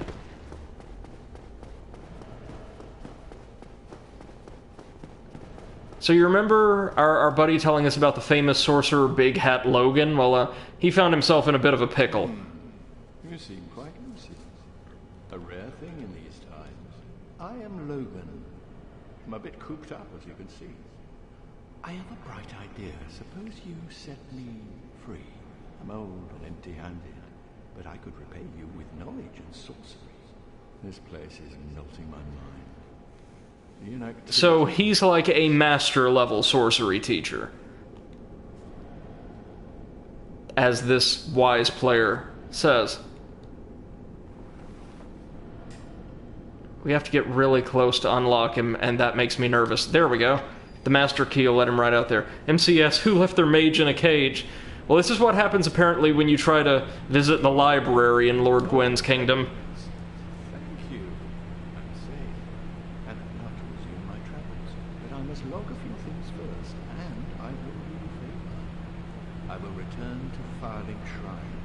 Speak with me there, so that I may impart my sorcery. Yep, so now he, I believe, and his student will help us for a little bit. Oh, hello. I'll be late. He is, in canon, I want to say the most powerful sorcerer in this land, short of, well, the members of Gwyn's family. The Witch of Izalith. Oh, that is so chancy. Oh, God. Like, I mean, I know it's safe, but it looks like it wouldn't be, you know? Soul of a hero, that's a lot of money, it's worth it. So, like, the only more powerful sorcerers I can think of off the top of my head would be the members of Gwyn's family, the Witch of Izalith, and what remains of her family, and Seath the Scaleless. Seath is the most powerful mage in the entire setting, at present, I believe.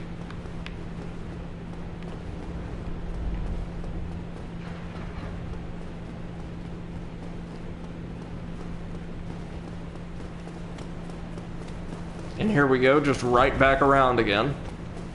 Is there anything down there we need to pick up? Oh, God. There's a spare snake. Guarding some treasure, I hope.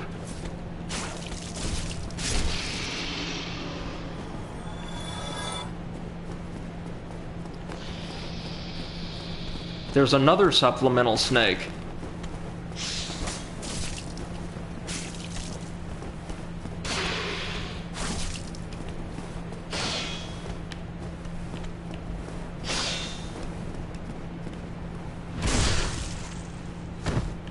Considering how haphazardly the traps operate around these guys, their turnover must be something ridiculous, eh?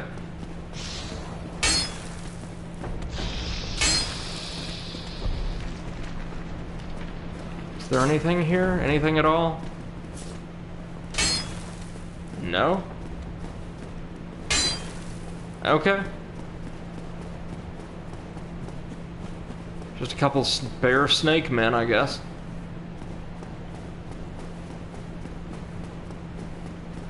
Oh, that's where the mage ended up, on a little platform that does happen to have some treasure on it.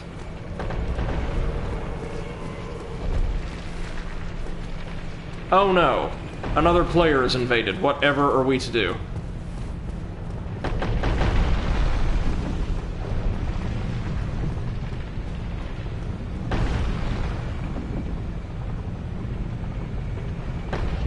Oh, that's bad. Oh, that's very bad.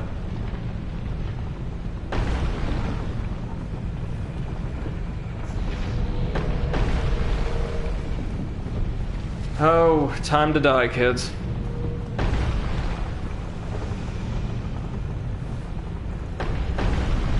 See? No. That wretch just threw shit at me. That was actual Blighttown level shit.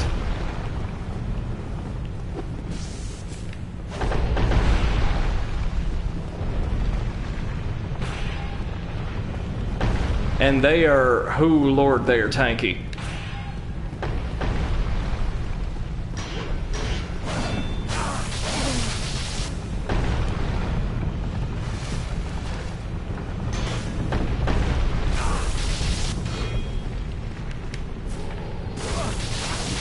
Look at their health. Dark Souls, kids. Where, it's not really a design flaw, it's just one of those things that's really, really goddamn frustrating. Most of the people who are inclined to invade you will, of course, have specially made builds that, like, really give them an edge over characters that are, well, like ours, just kind of playing around with the different mechanics that the game has to offer. They're like optimized builds, you know what I mean?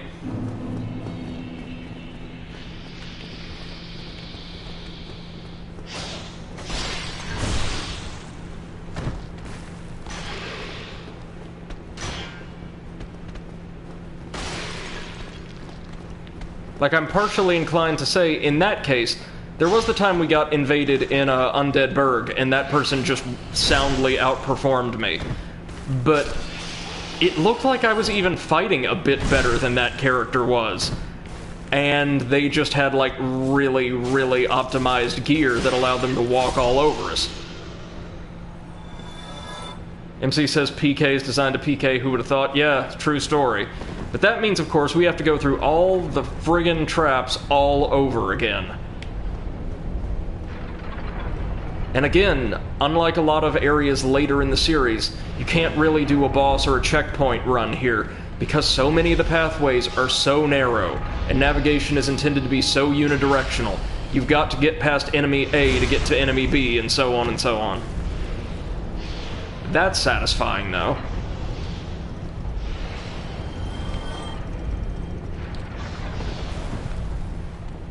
MC says, can you run away when they invade? Unfortunately not. They actually seal boss doors and the like off with fog walls. And you can't use bonfires or anything when they're in your world. There's no way to flatly banish them, but starting in Dark Souls 2, there are some really inventive ways to turn the tables on them.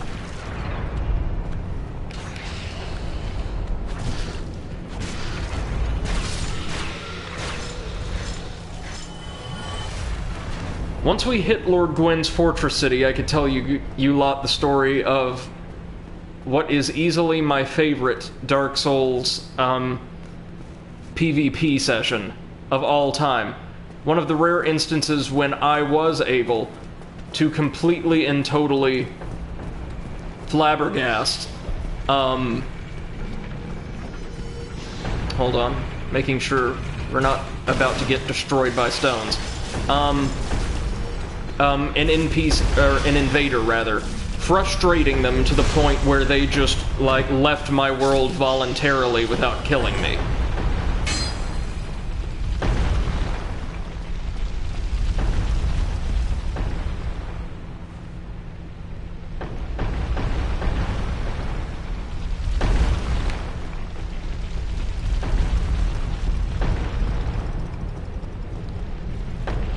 If I recall, nope, I was wrong about that.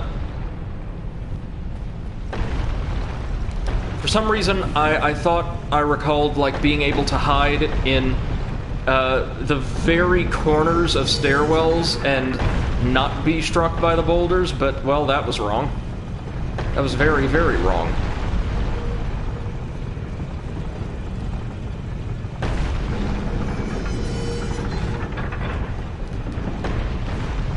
See, starting in Dark Souls 2, you can find fairly rare items that MC says could be a remaster fix, possibly, or perhaps it's only executable in one specific stairwell. There's a few of those like this in the fortress. But you can find an item fairly reliably. You can acquire them that will allow you to turn all the enemies in your world hostile to invaders, treating them exactly the same way they would you.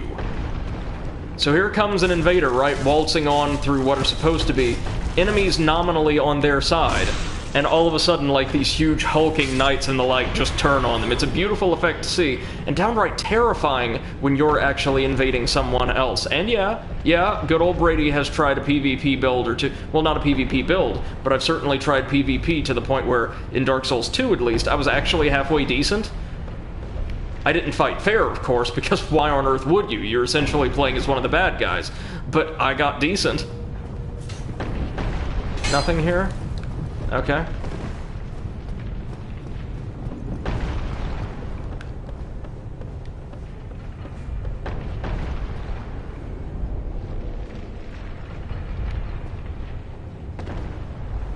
I don't recognize this area. This is closer to the bottom of the dungeon, i.e. dangerous territory. Yeah, you can see the Titanite demons crawling around down there. Oh, but we got a special magic boosting ring. The Slumbering Dragon Crest. It's not half bad. This is pretty bad, though. This is really, really nasty, actually. Yikes! You can hear those snakes just rattling through the walls. I love that. Nothing here, right? I'm so obsessive over secret pathways here because I know for a fact there's a bonfire hidden behind at least one of them.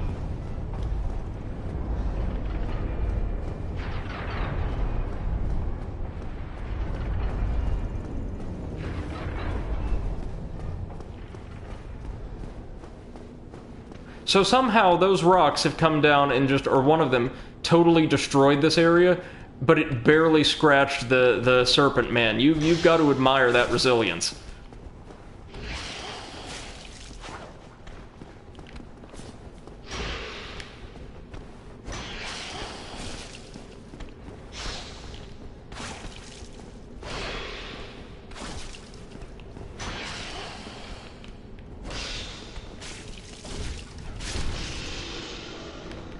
There we go. These guys do drop things once in a blue moon, like their curved swords and shields, but it's very rare, if I recall.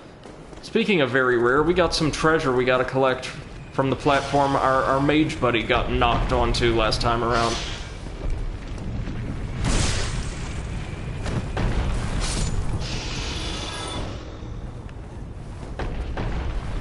Since Fortress is a pretty fun area, just not your first time through, you know what I mean?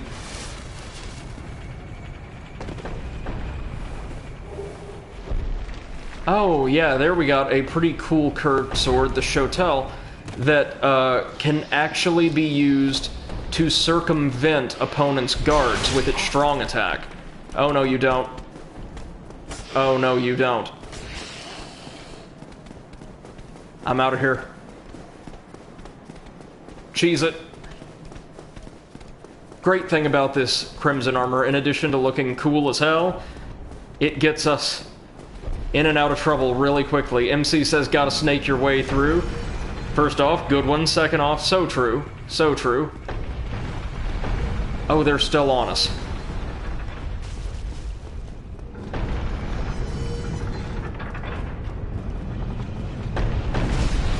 Huh? Who reset the... Never mind, we're safe. For now.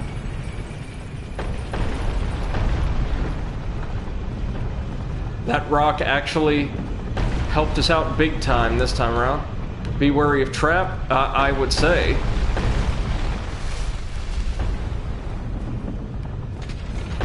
One, two, three.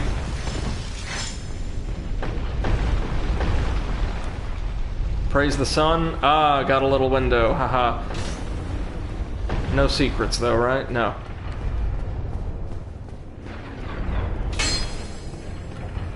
Not here. Might be on the other side of this. Jesus Christ, would you look at this. Whew. Looks more intimidating than it is, like so many things in Dark Souls. Oh, here's another buddy. These guys are masterfully placed, always on narrow pathways that really, really emphasize not only their size, but also the wide arcs of their attacks.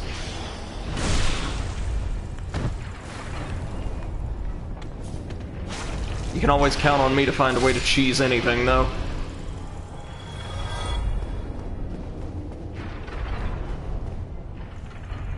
We, obviously don't want to go down there yet.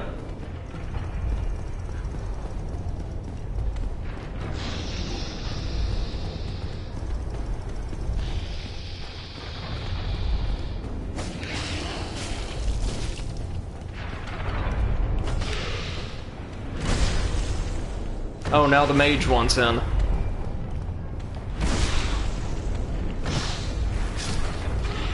And the mage is already down. Good stuff. And the big guy's down. They drop a fair amount of souls, like 500 plus apiece. More large titanite, that'll be helpful. See, this entire area was apparently once like a massive forge, like a gigantic workshop. MC says another series of games that had a great story within a grim world is Legacy of Kain. That's right. I've seen bits and pieces of all of them, but I don't think I have a complete playthrough of any of them. Be wary of yeah, I'd say. Now see, this, friends, is what we call a really nasty situation. The narrowest bridge yet. Guarded by a serpent man, throwing all manner of nightmares at us. So how do we want to play this? Black Firebomb? Gotta use them sometime, right? Oh yeah. Yeah, this is the time and place to use them.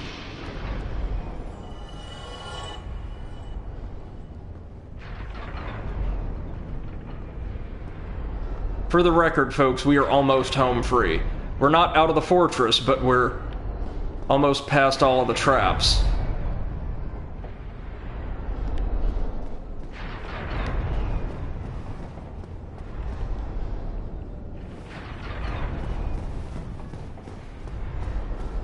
Is there anything over here being guarded by the snake?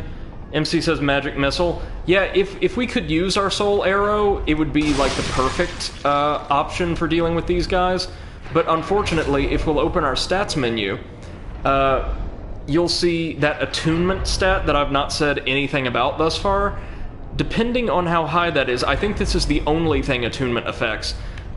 You can equip more spells at one time. Right now, we have an attunement of 11 and can only equip a single spell. In this case, the magic weapon buff that's going to be really, really handy just as soon as we run into some tougher, more resilient enemies.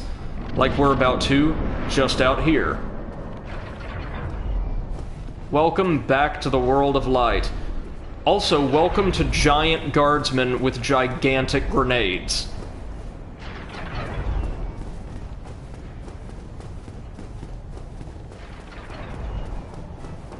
Now there's a bonfire right over here.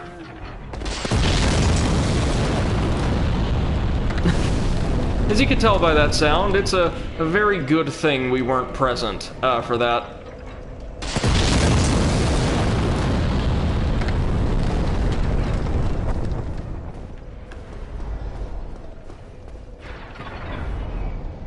And we emerge actually not that far from the stairs up. So we'll go ahead and rest. We don't have enough to level up quite yet. Oh, and sorry, I noticed we totally forgot to check the Soul of Quelaag. The Soul of Quelaag, once daughter of the Witch of Izalith, but now a Chaos Demon. Special beings have special souls, and Quelaag's soul contains all aspects of chaos. We can use it to create a unique weapon. A couple unique weapons, I think. But it can only be used for one per playthrough. Right.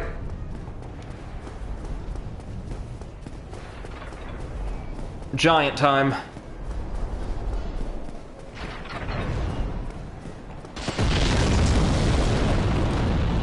Speaking of giant, time to throw down with another Berenica Knight. Might as well show off the magic weapon buff. Ooh, and look at that beautiful little visual effect we get, hey? Hello, sir. Would you care for some armor-piercing magic damage? I love my elemental weapon buffs, you guys. Now in Dark Souls 2, we get a buff for a different element that's much, much better. But magic weapon and its derivatives are A-OK in my book. Now down here is a Oh! Oh, I know what this is. It's mini-boss time. We might want to, Oh, we can't use magic weapon until the previous cast runs out. Shame, because it's rapier time.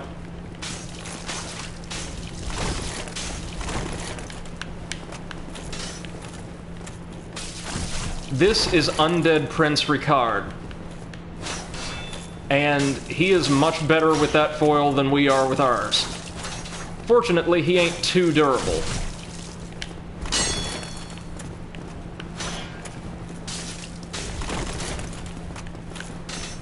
Don't you have any healing, Your Highness?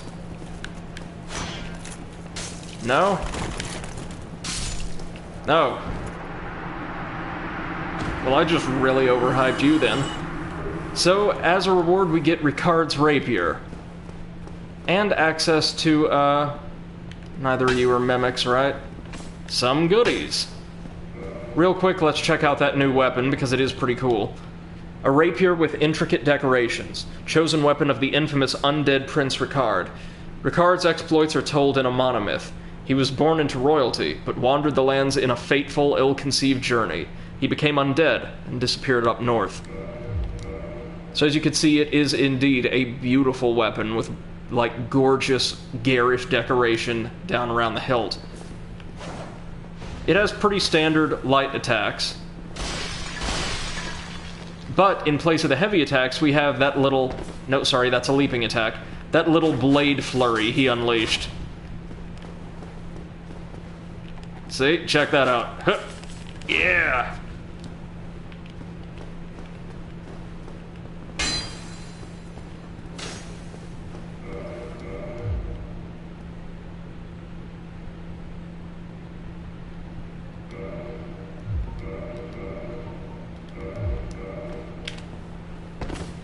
No, it said liar ahead that made me nervous and think mimic, so this one isn't. Oh, the rare ring of sacrifice. Good. And a divine blessing. It's a one-use, pretty, like, handy little, recovery consumable.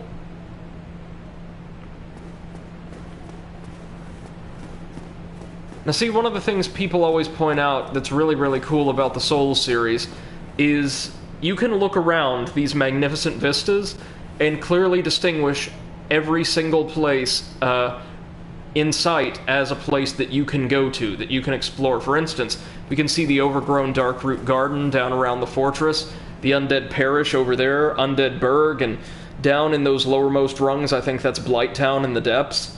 And we can even see Lord Gwyn's fortress city from here, the beautiful, golden, shining city of Anor Londo just overhead. It is really, really well done and presented visual world design, I think.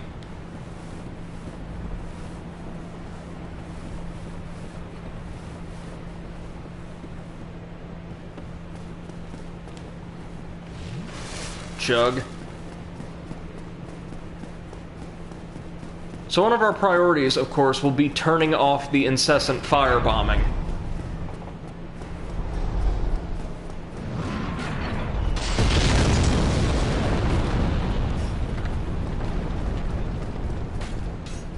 That means tracking down the giant bombers, of course.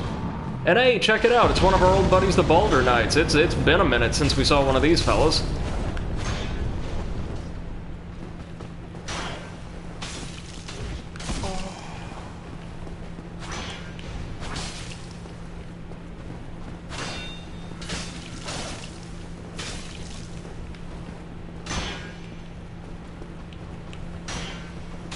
Got him. Oh, dropped us some Titanite. That's handy. False wall? False wall? No, seriously? Maybe there aren't as many in this area as I remember there being. Anyhow, we're nearly to the top of the fortress, the area we ultimately need to reach. But there's a little bit more digging around we probably should do before then. First off, though they may not look it, these horrible contraptions if I can get closer, are actually elevators. We don't have the key to them yet, but will in time.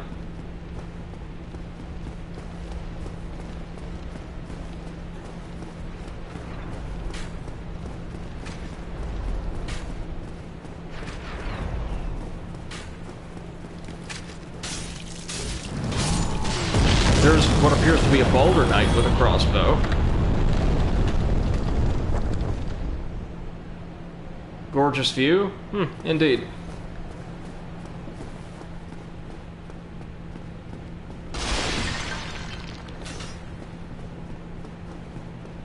There's a boss door. We're not fighting our boss just yet.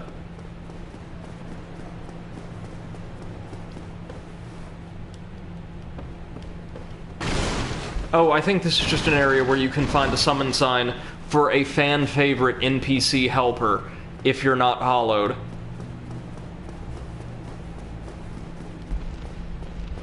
MC says so much vase destruction. Yeah, it's practically like a Legend of Zelda clone over here. I love it, though. It feels oddly satisfying, very visceral. Well, Jesus Christ! I was not expecting that. Murder I can excuse. But property damage. So this giant just wore himself out, kicking our ass through the wall.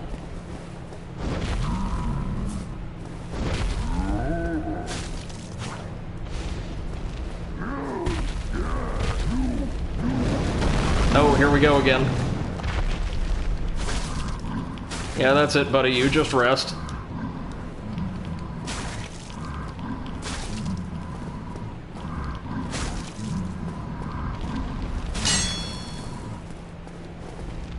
Almost got you. There we go. Now the giants thankfully do not respawn as far as I'm aware. And he dropped a massive chunk of Titanite for us.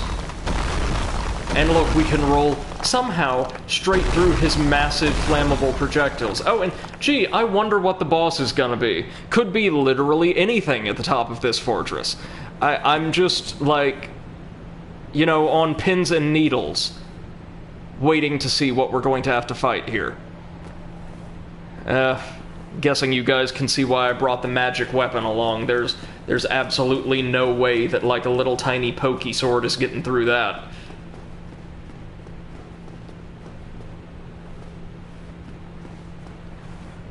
MC says, could be one of those piles of rubble. Well, that actually would be a great bait and switch, wouldn't it? In fact, I'd love to see what that would look like properly realized.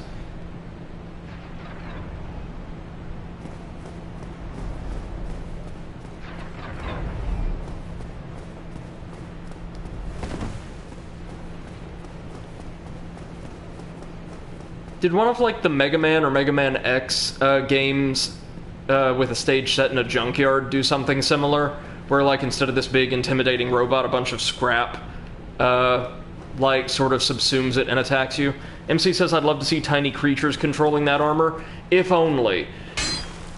It's one solid construct, unfortunately, but that would be really cool.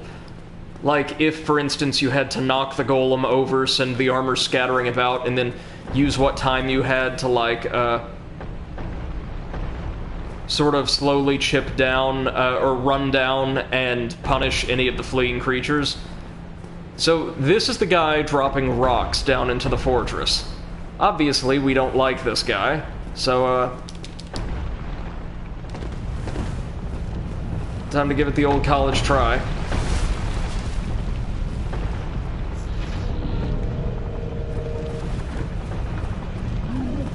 Oh, here it comes.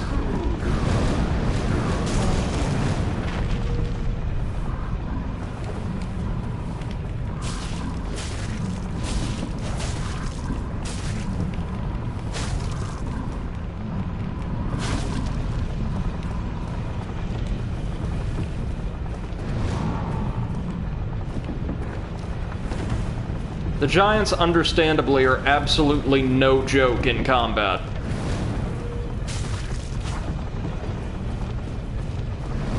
they're very, very slow, but also very, very powerful. Oh god, here it comes. Ah, get away from me, you monster.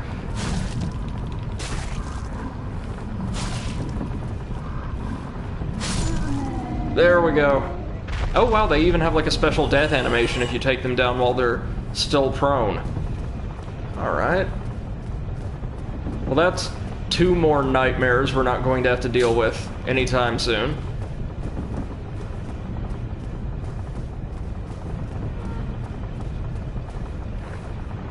MC says, I wish Hand of Fate 2's ogres were no joke. I'm guessing they're, like, really challenging in some of the, like, special challenge mode, trials.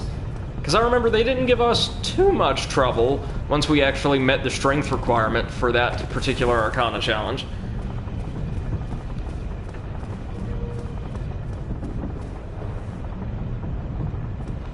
So, time to use a homeward bone to get back to our bonfire. Oh, they're always the same? Oh, they hit really hard, they're just... I don't know, I guess not the most dangerous enemy, in my mind. Okay, we've got a level, what do we want to dump it in? I'm thinking... Let's just keep building that dex for now.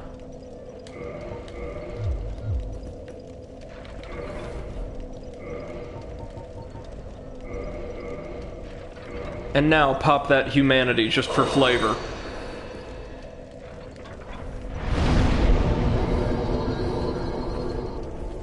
MC says, let me just say one of the first Keeper of Sorrow endless curses is Demon's Heart. Ooh, yikes.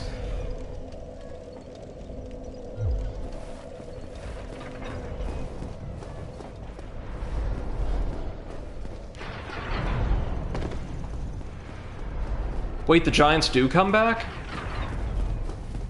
I wasn't aware that they did, actually. Or maybe just the firebomber doesn't. Yeah, that makes sense. Okay, well, I'm willing to take that.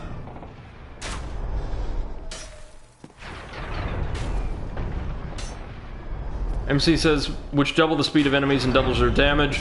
You can get ogres to deal 50 damage a hit. Oh man, that's brutal.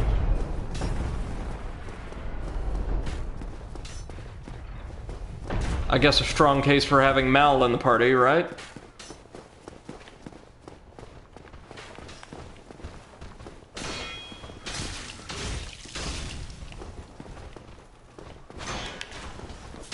Ooh! Man.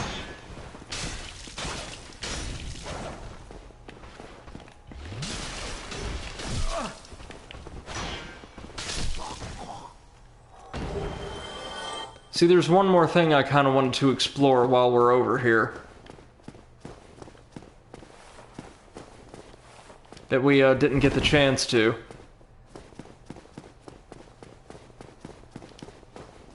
MC says, I prefer going Velith. Completing his story makes him very strong. Alright, he did seem to be really, really powerful by default when we played around with him, so I can see the case there.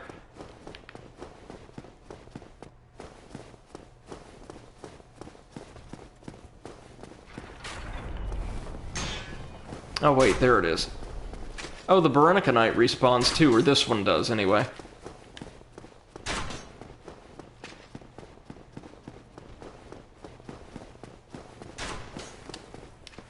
See, that's a jump we can just barely make, and there is in fact a merchant over there.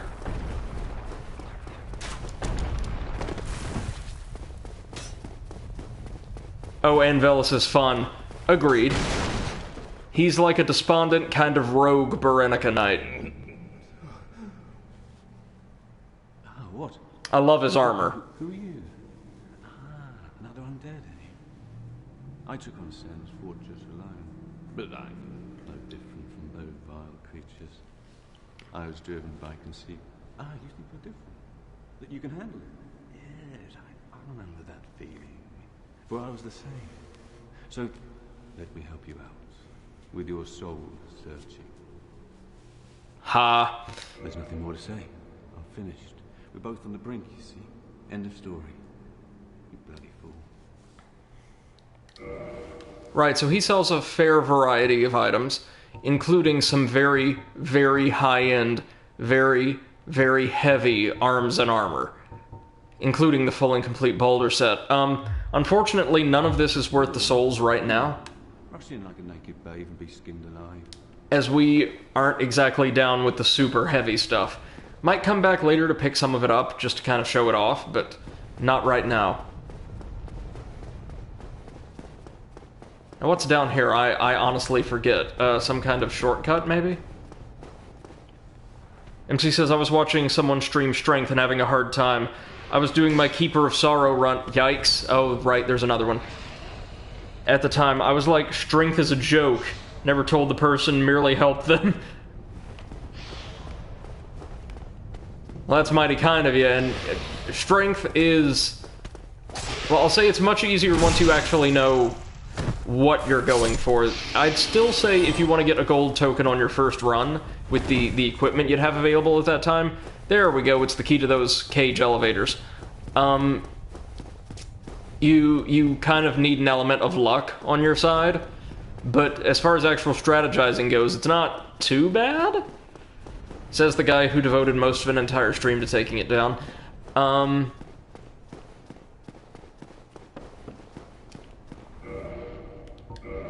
Let's check our new goodie. Oh, wait. Key to the hanging cage in Sin's Fortress. If a hapless adventurer becomes fatigued during an imprudent attempt to overcome the fortress, the serpent men will not kill him, but lock him up in a lonely cage.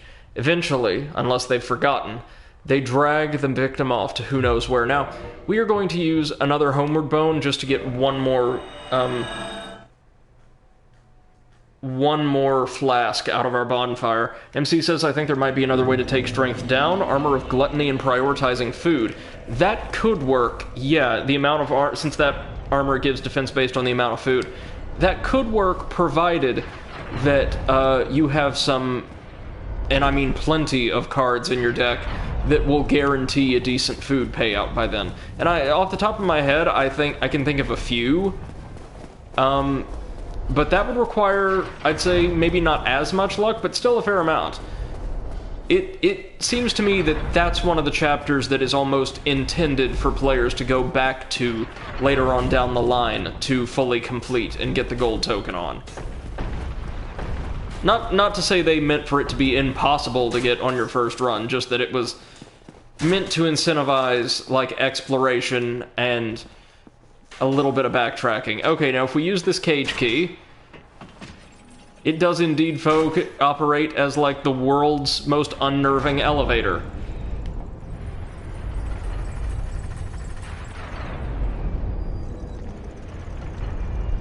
I'm good. I'll stand here. Thank you. Of course. Of course. Bah. Well, fine. I'll be really petty and crush a humanity just to get the health.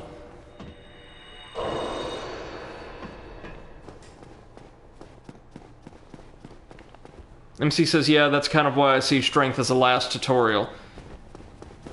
I get that, yeah. Now, this next boss is actually generally considered pretty straightforward, especially by strength-focused builds. But, I don't know. My first playthrough, I had a pretty hard time with it because it has a grab move that's effectively a one-hit kill. See, we're probably not going to see this, but the golem... Hold on, let me get him in frame so we can, like, have something to look at as we discuss this. The golem has a gimmick. If you deal enough damage to it, quickly enough, you can knock it off balance. Deal a little bit more damage at that point, and it'll topple backwards, like, straight off its feet. This will allow you to get some hits in normally, but can also be used cleverly around the periphery of the arena to send it flying off of the fortress without draining much of its health, which is again why strength builds, in addition to being kind of tanky, seem to have an easier time with this. With this build, we might not have fun. We'll give it our old college try, though, and of course if we fail a couple times, we can summon him.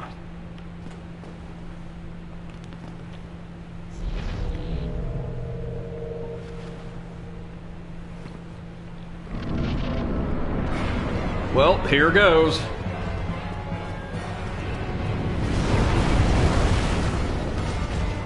Ladies and gentlemen, the Iron Golem.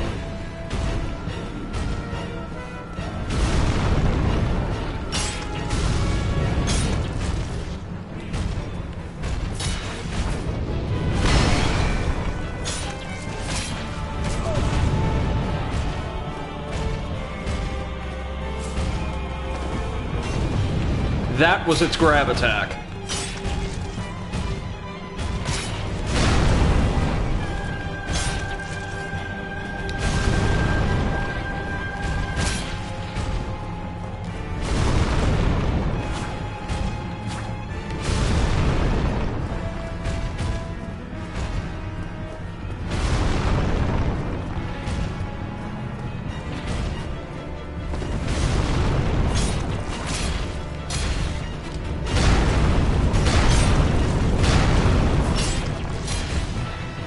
Whoa, we actually knocked him off balance.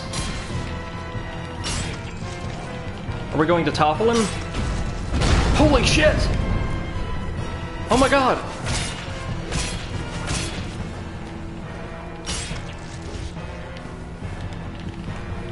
Well, I don't care if we win this attempt now. I'm just proud that I was able to do that.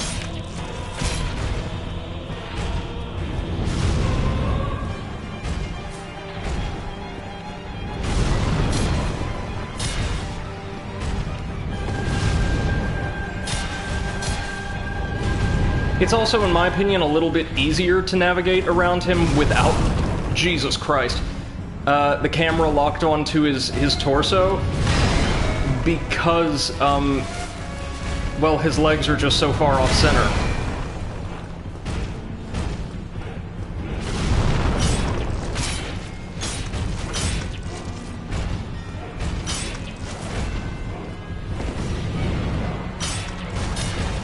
Oh, and here we go again.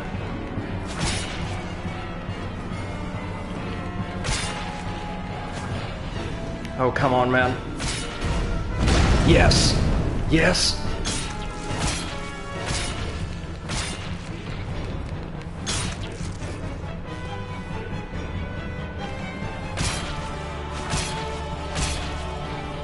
Holy crap. Yes! Yes, first try! Oh my god! Oh my god, my first playthrough that thing took like 10. Holy crap! With a rapier! Jesus Christ! And so he says, I'll watch till the end of this boss, then head to sleep. This would be fantastic if you only had a chicken costume. Oh man, I wish. So we got a humanity and its soul, believe it or not. Wow, wasn't expecting that tonight. Soul serving as the core of the Iron Golem, the guardian of Sin's fortress, and slayer of countless heroes seeking Anor Londo. Originally a bone of an everlasting dragon. So Gwyn literally weaponized the remains of his enemies. He's, again, not a great guy. Now, you may want to stick around just long enough to see us, well, arrive at Gwyn's fortress to find out a bit more about what's happened to the world.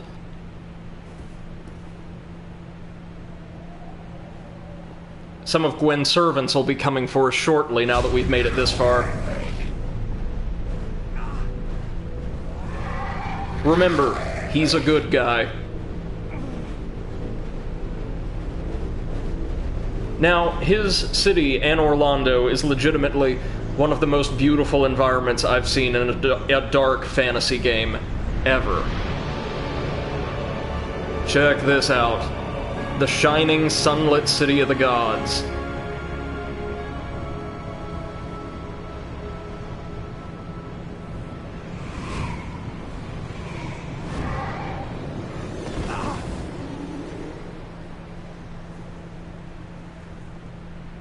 MC says definitely a good TM guy. Well, complex maybe, and certainly with an eye for architecture.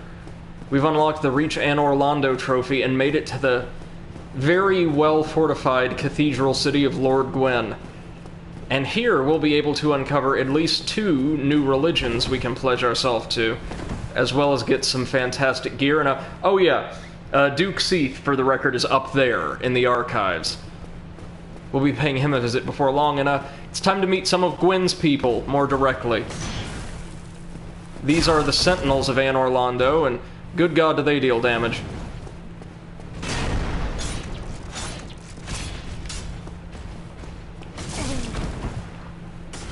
I remember that being easier to dodge. But it's also been ages, so...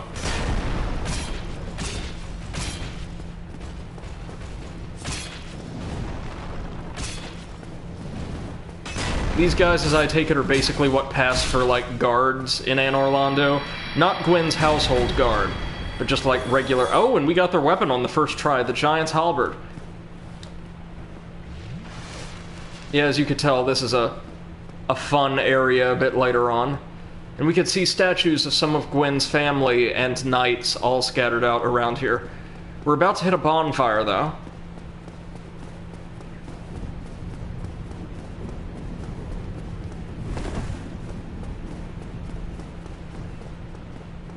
And actually, we've done a fair amount today, over two full stages worth of content, and I've been dying to, like, get a bit more exercise in, so I may actually just cut the stream right now, and come back tomorrow for a couple longer streams. MC says this place sounds like orderly more than good. I will say this, Anor Londo is legitimately, like, there's no obfuscation intended here, a very pleasant place to be. It represents everything that Lord Gwyn genuinely strove for in his drive to be a good leader. It's beautiful, it's well kept, it's abundant and plentiful. The problem is the same doesn't apply to the rest of the kingdom anymore. And, well, we actually can call into question how universally it holds true here as well, as we meet, well, what's left of its Guardian Corps. And that'll give us a new spell slot. Why don't we drop one more into intelligence, boost that spell power. And with that, ladies and gentlemen, I think I might actually call it here. I really do hope we can get just a slightly larger turnout in future, because we got like some great audiences tuning in for Spyro of all things, and I would love to be able to discuss this with this series in particular with like a nice decent sized audience. There's a lot of fun we can have theory crafting and the like. But until next time, whether you're catching this live on twitch.tv or as a VOD after the fact on YouTube, thank you so much for your time and your attention this evening. We'll be back tomorrow, probably from either 5 to 9 or 6 to 9 for an extra length Dark Souls stream. Hope to see you then. Until then, take care, ladies and gents.